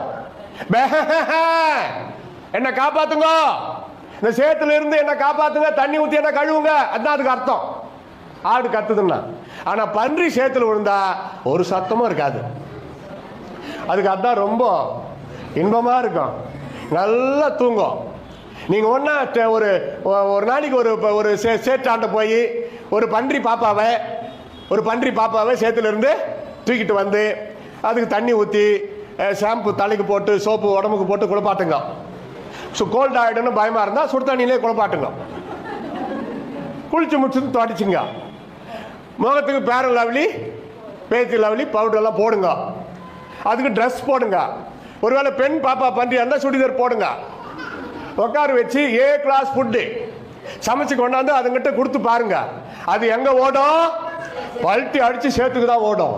அதுக்கு இந்த பிரியாணியை பார்த்ததுமே தலைவலி வந்துடும். எனக்கு இதை விட அதுதான் ஒஸ்தின்னு ஓடும். இதுதான் பன்றி. ஆனா ஆடு அப்படி இல்லை. நான் விழுந்துட்டேன், என்னை தூக்கி விட மாட்டீங்களா? அதைத்தான் நம்ம ஆளுகளுக்கு நம்ம ஒப்பிட்டு எழுதுறாரு. மகனே மகளே, நீ விழுந்துட்ட, பரவாயில்ல, நான் உன்னை தூக்குறேன்னு சொல்லி ஏசப்பா நம்ம தூக்கி எடுத்து நம்ம ரத்தத்தினாலே கழுவி சுத்திகரித்து, இடையிலே பாவம் செய்தது போல கூட அங்க ரெக்கார்டு ஆகாம, பிறந்ததுல இருந்தே நீ பரிசுத்தவானா பரிசுத்தவாட்டியா பிறந்த மாதிரி அங்க ரெக்கார்டில் எழுதி வைக்கிறாரே. இதை காட்டிலும் ஒரு சிறந்த அன்பு இந்த உலகத்தில் உண்டா? எல்லாம் எழுமி நிக்கலாமா? எல்லாரும் எழுமி பயபக்தியா ஒரு நிமிஷம் கர்த்தரை நோக்கி பார்ப்போமாக. நன்றி தகப்பனே, கர்த்தர் நம்மோடு பேசியிருக்கிறார். யார் யார் உள்ளத்தில் பேசினாரோ உங்களுக்கே தெரியும், அவங்களுக்கு தெரியும். வெளிப்படுத்தல் 22:11 படிக்கிறோம். பரிசுத்தமா இருக்கிறவன் இன்னும் பரிசுத்தம், நீதி செய்கிறவன் இன்னும் நீதி செய்யும். இது நமக்கு தான். இந்த வருஷத்தை விட அந்த வருஷம் அடுத்த வருஷம் இன்னும் பரிசுத்தமாக. அசுத்தமா இருக்கிறவன் இன்னும் அசுத்தமாகட்டும், அநியாயம் செய்கிறவன் இன்னும் அநியாயம் செய்யட்டும், அது நமக்கு அல்ல. பல தடவை சொல்லியும் கேட்காம இருதயத்தை கடினப்படுத்திக்கிட்டு கெடுக்கிறாங்களே, அவங்களுக்கு தான் அந்த வசனம். நீங்க இதுல எந்த ஸ்டாண்ட்ல இருக்கிறீங்க பாருங்க. பரிசுத்தமா இருக்கிறவன் இன்னும் பரிசுத்தமாகட்டும் சொன்னார, அந்த லைன்ல நிக்கிறோமா? அநியாயம் செய்யற, பாவம் செய்யற, அசுத்தமா இருக்கிற, இன்னும் நீ அசுத்தமாக இயேசு வேண்டாம் விருப்பா கோபமா சொன்னார, அந்த கியூல இருக்கிறியா? உன்னை நீ ஆராய்ந்துப்பார். சொல்லுகிற போதனையை ஏற்றுக்கொள்ளாமல் எதிர்த்து நிற்கிறியா? நீ அந்த 2வது கியூல தான் நிக்கிறன்னு அர்த்தம். சிக்ஷையை ஏற்றுக்கொள்ளுகிறவன் பாக்கியவான், கடிந்து கொள்ளுதலை வெறுக்கிறவன் மிருக குணமுள்ளவன். நம்ம என்ன நினைக்கிறோம்? கடிந்து கொள்றாங்களே அவங்கள மிருக குணமுள்ளவன் நினைக்கிறோம். ஆனா பைபிள் மாத்தி சொல்லுது, கடிந்து கொள்ளுகிறவன் அல்ல, அவன் முடிவிலே அங்கீகாரம் பெறுவான். கடிந்து கொள்ளுதலை வெறுக்கிறவன் மிருக குணமுள்ளவன். கடிந்து கொள்ளுதலுடைய உபதேசத்தை வெறுக்காத, உன் ஆத்மாவிலே ஏற்றுக்கொள். கர்த்தர் நம்மோடு பேசியிருக்கிறார். 2 கரமும் கூப்புங்க. இப்படி முகத்துக்கு முன்னாடி பயபக்தியா வணக்கமா 2 கரத்தை முகத்துக்கு முன்னாடி கை கூப்பி கண்ணை மூடுங்க. கண்ணை மூடுங்க. ஆண்டவரே, என்னோடு பேசியதற்காக ஸ்தோத்திரம். சொல்லுங்க சொல்லுங்க, எல்லாம் வாய் திறந்து சொல்லுங்க. எனக்கு நீர் போதுமானவராய் இருக்கிறீரே, என்னை நேசிக்கிறதுனால தானே என்னோடு பேசினீர் அப்பா. என் பாவங்களை உணர்த்தி காட்டினீர் அப்பா. கண்டித்து போதித்து புத்தி சொன்னீரே. ஆண்டவரே, நீர் கொடுத்த வார்த்தைகளுக்காய் ஸ்தோத்திரப்பா, ஸ்தோத்திரப்பா. விட்டுவிட வேண்டிய காரியங்களை நான் இன்றோடு விட்டு விடுகிறேன் ஆண்டவரே. உபாசம் இருந்து ஜெபித்து என் ஆத்மாவிலே பலனை கொண்டு வர ஆசைப்படுகிறேன் ஆண்டவரே. பிசாசு நயவஞ்சக வலையிலே விழாதுபடி என்னை காப்பாற்றும் ஆண்டவரே. சொல்லுங்க சொல்லுங்க, வாய் திறந்து சொல்லுங்க, வெட்கப்படாதீங்க. உன் வாயை விரிவாய்த்திர, நான் உன்னை நிரப்புவேன் என்று கர்த்தர் சொல்லுகிறார். ஓ ஷபா ரகா பாபா டூதா ரிகா பனபா ரிதரகா பலபா ரபா. கர்த்தருடைய பிள்ளைகளே, உங்களோடு கர்த்தர் பேசி கொண்டிருக்கிறார். ஓ, விட்டு கொடுங்கள், விட்டு கொடுங்கள், விட்டு கொடுங்கள். ஆண்டவருக்கு நன்றி சொல்லுங்க. என் மேல் இருக்கிற அன்பினால் தானே என்னை கண்டித்தார், என்னை உணர்த்தினார், என் பாவங்களை சுட்டி காட்டினார், எனக்கு போதித்தார். நான் இருக்கிற அதே ஸ்டபன்ல, அதே ஸ்டபன் ஹார்ட், அதே பெருமையில இருந்தால் எனக்கு ஐயோ, எனக்கு ஐயோ என்று உங்களுக்குள்ளேயே சொல்லிக்கொண்டு அந்த அந்த காடு, அந்த பிரவுடு காடை விட்டு வெளியே வா.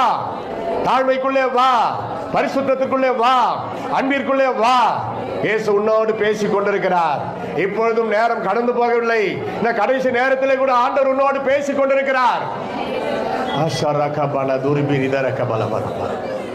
நன்றி தகப்பனே, நீர் கொடுத்த வார்த்தைகளுக்காய் ஸ்தோத்திரம். என்னோடு பேசின அன்பிற்காய் ஸ்தோத்திரம். எங்களோடு பேசின கிருபைகளுக்காய் ஸ்தோத்திரம். தொடர்ந்து தம்முடைய பிள்ளைகளை அடிமையுடைய சீடனாய் நின்று, அப்பா உடைய ஊழியக்காரனாக நின்று, கர்த்தராகிய இயேசு கிறிஸ்துவின் நாமத்தில் வாழ்த்தி வாழ்த்தி வாழ்த்தி ஆசீர்வதிக்கிறேன். சகல நன்மைகள், ஆசீர்வாதங்கள் தம்முடைய பிள்ளைகளுக்கு நிறைவாய் உண்டாவதாக. ஆவிக்குரிய ஆசீர்வாதங்கள், சரீரத்தில் நல்ல சுகம், பலன், ஜீவன், குடும்ப ஆசீர்வாதங்கள், பயபக்திக்குரிய ஆசீர்வாதங்கள், ஆண்டவரே அனைத்தும் தம்முடைய பிள்ளைகளுக்கு நிறைவாய் உண்டாவதாக, உண்டாவதாக. இந்த ஆண்டை காட்டிலும் அடுத்த ஆண்டு தம்முடைய பிள்ளைகளுக்கு மிகுந்த ஆசீர்வாதமாய் இருப்பதாக. தேவைகளை எல்லாம் சந்திப்பீராக, பெரிய காரியங்களை செய்வீராக. தேவ நாமம் தம்முடைய பிள்ளைகள் மூலமாக மகிமைப்படுவதாக. ஹalleluya, hallelujah, hallelujah. As a man of God and disciple of you, I bless all your people in the name of Jesus Christ, from head to feet, from head to feet. You touch and bless Lord, bless Lord. In Jesus name we pray, Father. இயேசுவின் நாமத்தில் ஜெபிக்கிறோம் எங்கள் அருமை பிதாவே. ஆமென், ஆமென். உட்காருவோம்.